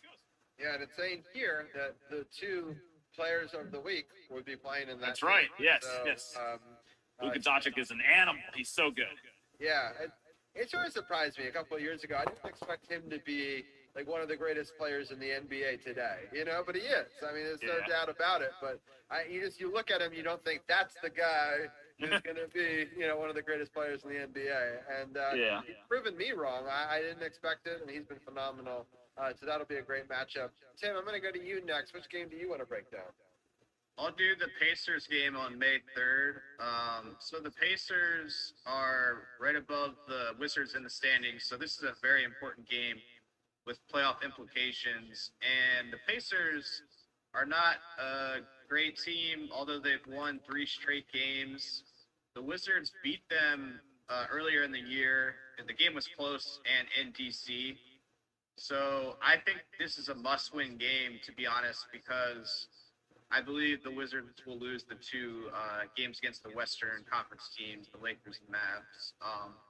But it's not a gimme. The Pacers are playing well and, have some decent players. So I think though the Wizards at home will take this game, but it'll be close. Yes. Champ, I'm going to go to you next. Which game do you want? Between the Lakers. The Lakers game concerns me a lot. Lakers game concerns me a lot. Of course, LeBron and all that, and also the fact that it's a nationally televised game. It has been quite a long time since this team has had a nationally televised game, and I'm concerned about this very, very inconsistent defense being shown on national television against one of the greatest players in all of the NBA, and a team that's coming off the championship last year. And LeBron's not playing. LeBron's going to be out. Playing? Really? So there's Been out for a while. I'm still concerned. The Lakers are still a very talented team. Oh yeah. One of the best teams in the West. One of the best teams in the NBA. So even without having LeBron in the lineup, this is still a very concerning matchup. And I feel it's a matchup. And Tim just mentioned it. I think this is a matchup this team will not win. And I think one of the main things that really concerns me is the fact it's on national TV. So now everybody around the country will see how inconsistent this defense can be against a very talented team. Or maybe they step up and finally show they play defense. But this is a game that concerns me the greatest out of all 4. All right, I'm going to go to Arun. Arun, you got last pick, so you get the Cavaliers rematch game. Oh, that's the game I really wanted to talk about. I think I'm just going to pass on this now. Just mention that the Mavs and the Lakers are they're like dead heat for the 5 and 6 seeds, so they affect the Western Conference race. And the Wizards playing both of them this week is kind of interesting. So if the Wizards beat both of them, they actually help Tim's other team, the Portland Trail Blazers, earn the 7th seed. So I thought that was interesting. But the Cleveland game is not very interesting to me. Yeah, no, I don't blame you. That's fine. So it's going to be an interesting week. I'm surprised the Lakers have fallen so much, but obviously the injuries across the board, different players being injured at different times, but they could just turn it on, when it matters most. But anyway, it's going to be a really tough game against the Lakers. I think we'll win that Cavaliers game. The Mavericks game is going to be tough. I hope that we win the Pacers. Hopefully we go 2-2. in here. I'll let you each get a final take on that. I'll start with Arun. What do you think they'll do this week? I think they'll go 2-2, with wins against, actually maybe three. Actually, I changed that. I'll go 3-1. They'll go 3-1 this week with the loss to the Mavericks. If LeBron isn't playing, I think the Wizards can beat the Lakers, especially since they just came off a tough loss, and I think they'll respond well off of the loss. Perfect. Well, Arun, I'll let you give your final takes right here, and then we'll let you go, and then we'll get everyone else's final takes. Yeah, you said the Thunder didn't have much to look forward to. And just one correction, they have 18 first-round picks, so maybe that's in the next 5 years, so they have that to look forward to. And I'm going to be celebrating the 9-year anniversary of RG3 being drafted, probably with 9 shots maybe later tonight. So I want to see Arun with 9 shots. Me too. So yeah, RG3 tweeting that about that. I think he's retweeted that about 9,000 times today. So shout out to RG3 one more time. Nice. Sounds good. Well, Arun, thank you for your time as always. We'll have you on next week, and we'll talk to you soon. Sure. Thanks for having me on. All right, Tim, I'm going to let you give your take on how you think the Wizards week will go real quick, and then your final thoughts, and then we'll let you go. I'm going to say also 3-1. I'm going to be optimistic, but 2-2 is very, likely as well. I'll agree with Arun. Although, I could see them randomly beating the Mavs and then losing to Pacers or winning the others. You never know with the Wizards. We're crap at this. Right. All right, I'm going to let any final thoughts before I let you go? No, man, I enjoyed the show. I'm glad we got to discuss this win streak and hopefully a lot of wins in this upcoming week. And it was just great to chat with you guys, and hope you have a good rest of the show. Sounds good. Thank you as always, Tim. We'll talk to you next week. Orioles suck. Except for tonight, I guess. So. Except for tonight, I guess, yeah. All right, sounds good. Thank you, Tim. All right, I'm going to let... I'll let Brian, we're going to talk a little bit of soccer for just 1 second before I let you go. I know it wasn't a very exciting DC United game. They did lose the game 1-0 in a defensive match. Any thoughts on it before we let you give your final take on other stuff? No, like you said, it was a very defensive. If you don't like boring defensive soccer, then you're not going to like this game. The only goal was scored on an own goal from Heinz Ike, who scored a real goal in the first game for DC United. So that sucks for him. He's the new signing, so that sucks. But we'll see if they can back. Sorry, go ahead. On the score sheet, it doesn't count as an own goal, though, right? Because the other team got I think. No, I think it's an own goal. It's an own goal. Isn't it listed as? It was listed as an own goal when I saw it. Interesting. Yeah. But anyway, they have their next game is Saturday. It's very, very, very late. It's at 10:30. It's against the San Jose Earthquakes in San Jose. So if you feel like staying up for it, stay up for it. But yeah, we'll see how they do. You're right. It was an own goal. Yeah. It was listed under their thing, which I've never seen one of our players listed on. Well, it's a goal for them. So yeah, it's think of it that. Yeah. It's just most sports, whoever last touched it for the other team gets credit for it. It's rarely that you see that in most sports. Yeah, that's just how soccer is. Yeah, that's crazy. I just misread it, I guess. Yeah. All right. Well, interesting. Well, I know you had a really busy couple of weeks. You've been putting out a ton of different shows. Let people know what was on the Friday show and this week's show. Yeah, so I put out an episode on Friday. It was really long. It was a 2-hour and 27-minute episode. So if you have the time, go back and listen to it. I thought it was a great episode. Arun was on it. We talked about the NFL draft. We also talked about Yanks, Knicks, and Rangers, like I always do every week. And then I decided over the weekend, Robbie, to avoid more marathons like the one I dropped on Friday, I'm going to go back to 2 episodes a week. So I dropped an episode this morning. I think it's great. It's episode 42, the David Tyree episode. It's really, I think it's one of the more fun episodes I've done yet. Go check it out wherever you get your podcast, Apple Podcasts, Spotify, wherever you get it. We'll come out with another episode on Friday. So a lot of content on Further Review with Brian Brennan lately. Yeah, for sure. And I'm a little behind on my Brian Brennan podcast, but I did go back and listen to your Ask Brian from last week, and I thought That was a lot of fun. That was fantastic. A lot of great questions. You got to stop listening to Imagine Dragons, though, man. I know. There's a debate on whether or not I like Imagine Dragons.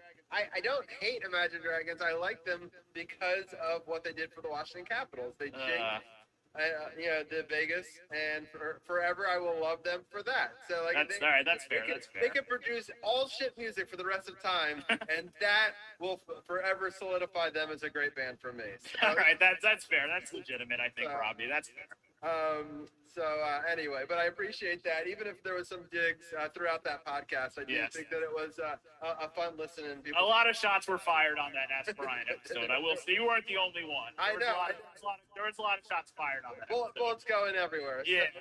So I'll take some of it, but definitely go to sportsothb.com. Click on the podcast partners button and click on Upon Further Review with Brian Brennan. Check out all those latest podcasts. They're a fun listen to, and there'll be more this week. And Brian, thank you as always. We'll have you on again soon. Have a good night, guys. I'll talk to you next time. Shooting shots. I might have to go back and listen, make sure I have no trade. No. We didn't shout. We didn't take any shots at the champ. We didn't take any shots at the champ. Don't worry about that. That's true. And next week will be an interesting battle with the Rangers versus Caps. So I look forward. Can't wait. That, so looking forward to it. I'll talk to you next week. See you then, man. All right, sounds good. All right, champ, let people know what's going on in the note spots, and congratulations on getting affiliate. If anyone wants to go over and check it out, I'm going to do a shout out right now for him, right on the Twitch feed. But definitely go check that out as well. He's also modding my channel. I appreciate it. But champ, let people know what's going on both on your Twitch channel, but also on the No Spots podcast. Well, now that we are affiliate on Twitch, our live stream for the podcast will be exclusive to Twitch, but I will not be lazy anymore, and I will start uploading the audio to our podcast platform, and I will upload the video version on Facebook and Twitter on Monday, because we have at least 48 hours to 24 hours the content is exclusive to Twitch. So by Monday, they'll be up on Facebook and YouTube. Hopefully, we'll figure that out.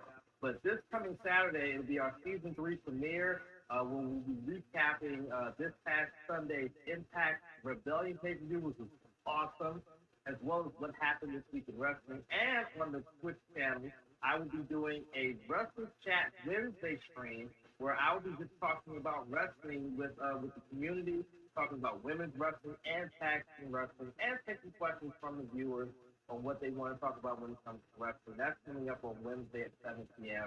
and then the podcast on Saturday at 5. Sounds good. Well, champ, thank you so much for both double dipping, being a moderator, and live on air. I really appreciate all the support, and congratulations again on getting that. Yeah, on getting that next level, and we'll definitely do more stuff together on Twitch and beyond. And I look forward to many new and exciting things from the No Spots podcast. Again, sportsothb.com. Click the podcast partners button, just like you can Brian Brennan. You can also check out the No Spots podcast right there. Definitely check it out, and we'll talk to you next week, champ. See you guys next week, and I hope I don't wake up tomorrow and feel like crap tomorrow because it's actually yeah. Congratulations on getting it, though. It's a good stuff. Yes, indeed. Take care, guys. All right, take it easy, champ. All right, Carol. Busy show. A lot of sports to talk about. I even got a cat who's interested in our final thoughts. So, Carol, once again, give a quick little shout out, maybe for people who missed it, on what you talked about on Thursday, and also give a little shout out for what you do on Sunday as well. Oh yeah, no doubt. Excuse me, in case you missed it, we had the Washington football team pre-draft and off-season special, as always, with Dujanay Bland. We broke down the upcoming draft, the spots that the team has to draft in, and went over all the free agency acquisitions. You can go check that out on sportsothb.com or on my YouTube channel at Carol Porter III. That's with 3 I's, not the number 3.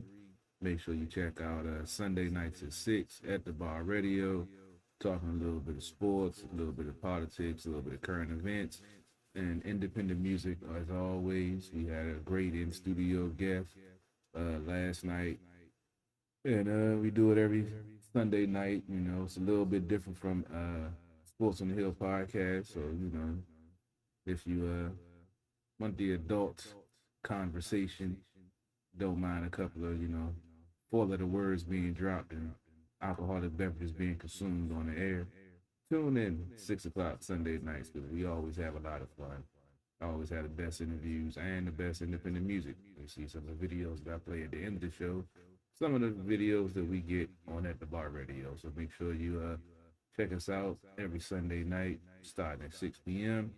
And if you're also in the market for a new, used, or pre-owned certified vehicle, come holler at your boy down at Waldorf Honda, 2450 Crane Highway.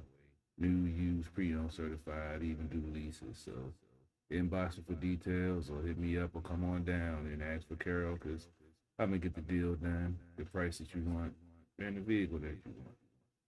And that's about it, Robbie. I already got the videos. Got a couple of quick last minute things. I just want to talk. I want to thank everyone for tuning in on our Facebook Live. We still have people tuning in, people asking questions. I answered some of the questions. So one of the persons asked who they think the scariest team in the East versus the Caps. I'm just gonna ask you, Carol, real quickly. Who do you think the scariest team in this playoff for the Caps are? Now that we've seen everybody, that was a good question.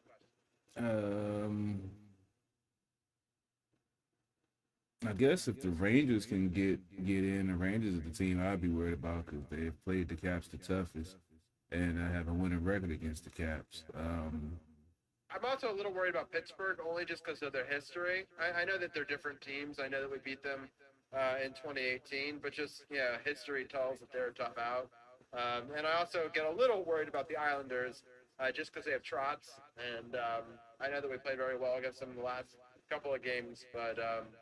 I think they're always a tough one as well. So it'll be interesting to see, how they do. I just wanted to thank everyone for asking questions and checking us out. I also want to thank all of our lurkers and all the people on our Twitch channel. I'm about to raid Deathbringer TTV over on Twitch. I'll do that raid as you do the closeout.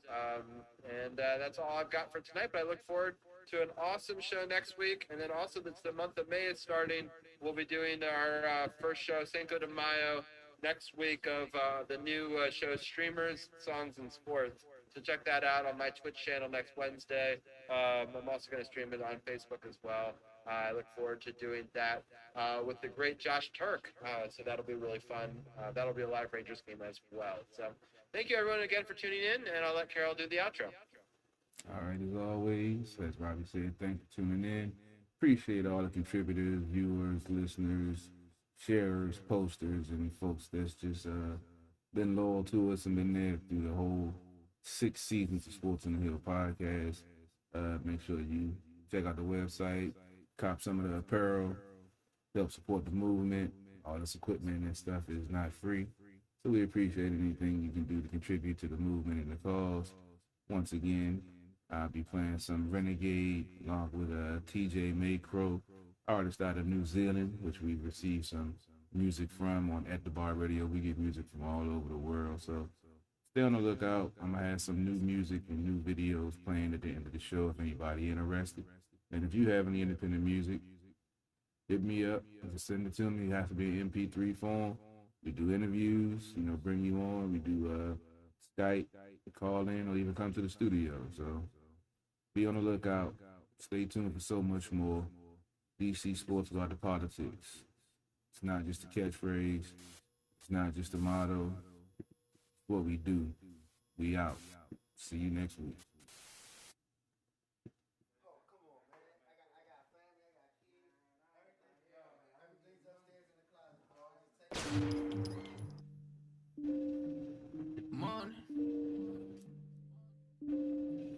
Money,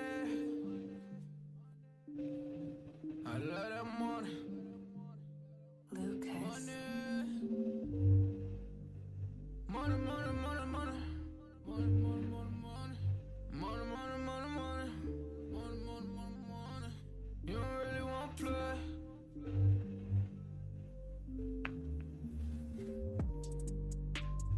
Money, money, money, money's what I'm talking about.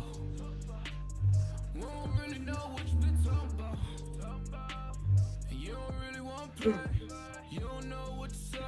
It's money, money, money, money, money's what I'm talking about. We don't really know what you always been talking about. And I don't wanna be the one who always really talk about. And you don't really want play. You don't know what to say. Cause money, money, money, money, money's what I'm talking about. Money, money, money, money, money, make you shut them mouth. Don't never ever talk about it if you never had the clout. You don't know what to say. Stay up out of my way. Cause money, money, money, money, money, make them shut them mouth. Keep playing with the Goonies, boy, go on, have to make the call. Stay in bounds on your pivot, boy, if you gon' ball. Cause a lot of niggas be fake, and you really can't play. Cause we done got it out the mud, nigga, what you talking about? Screaming, oh my God, money got me pride. They living a lie, look into my eyes, they might seem surprised. This is homicide. We just multiply, we been on the rise. If we got some wings, fuck it, we gon' have to fly. Money, money, money, money's what I'm talking about. Day in my life, take me a different route.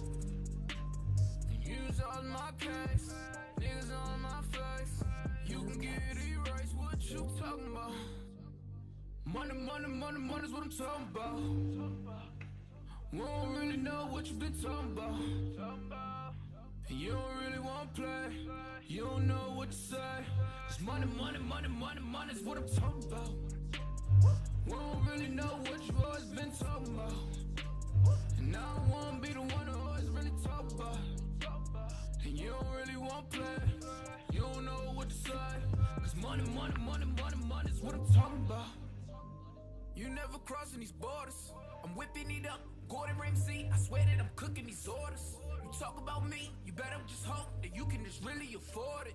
I'm ballin', I'm ballin', I'm winning, I'm winning. I'm feeling like Robert to Horry. Nigga, I'm scoring. I count in the morning. They talk about me, then I gotta ignore it. My bitches be foreign. So independent, my money be corporate. These rappers is boring. You hate me and I'm always gonna adore it. I'm smoking that soaring. She always go ahead, let me explore it. I call her my Dora. You can go and talk about me, I ain't flawless. I go put my all in. If a nigga talk about me, then I'm gone in. You know that I'm gone in. Jump in, take trips, Pompeii. All day, always keep 3 stacks like Andre. I get it, I get it, I get it, I get it, man. And you can never, ever, ever get rid of that.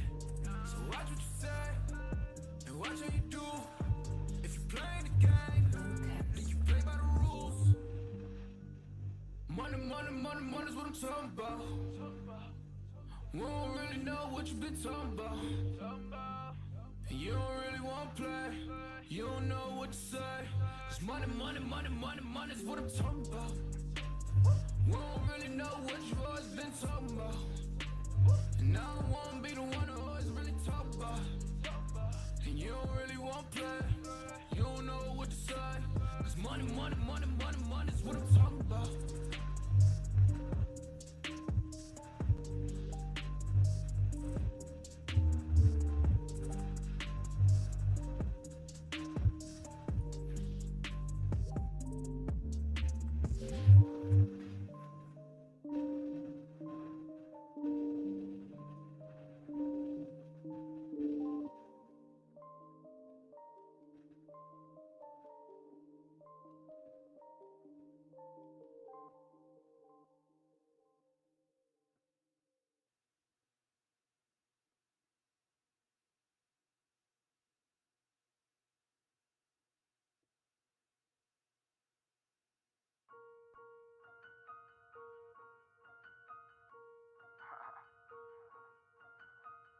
Don't get this motherfucker right.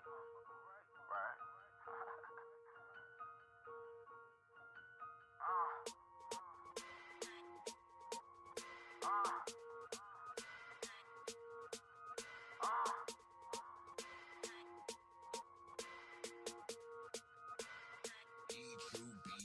If you ain't a boss, switch your position. They hating me on the low.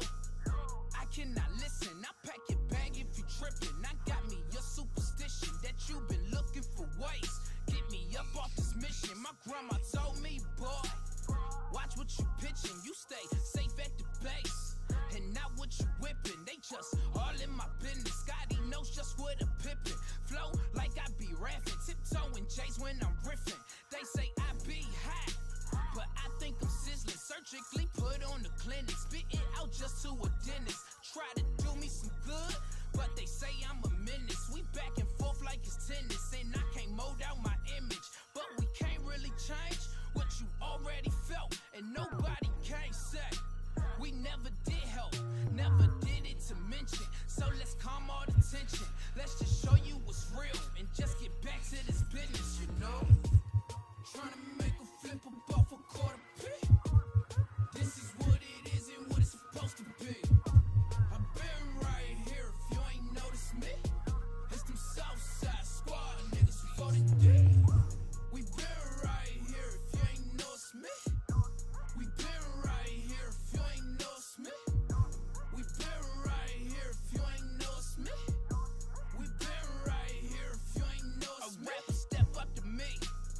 That be a no-no. I be deaf cause they so-so. WWE.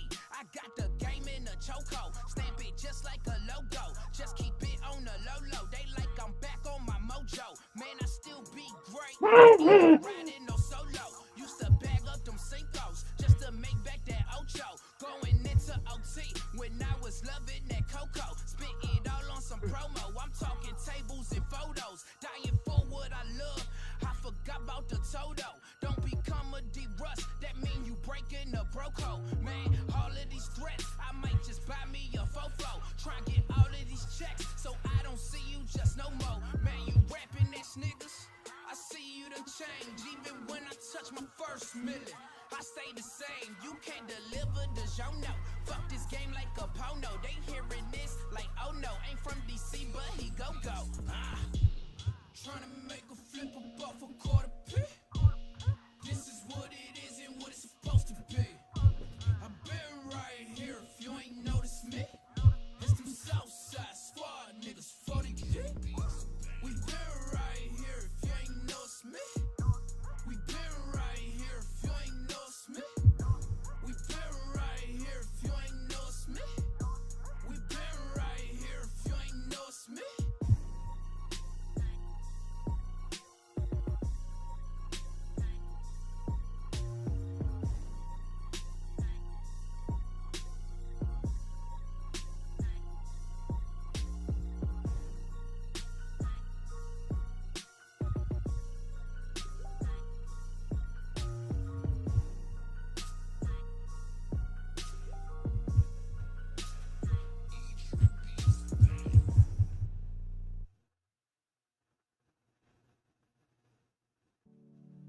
Can you hear me? I am calling now out your name, and now I know,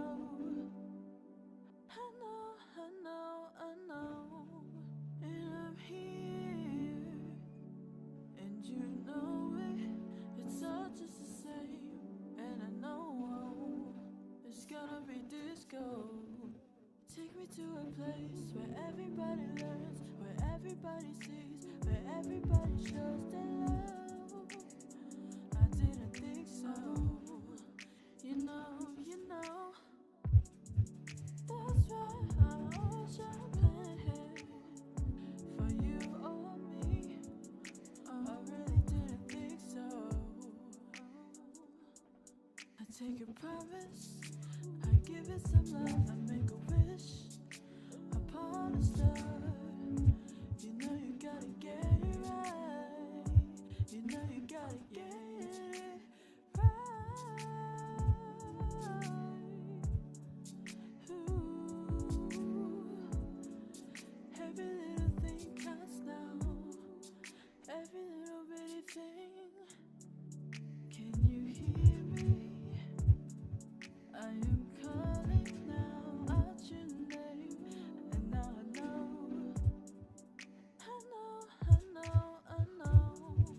and I'm here, and you know it. It's all just the same, and I know it's gonna be disco. It'd be so cool just to celebrate all the love.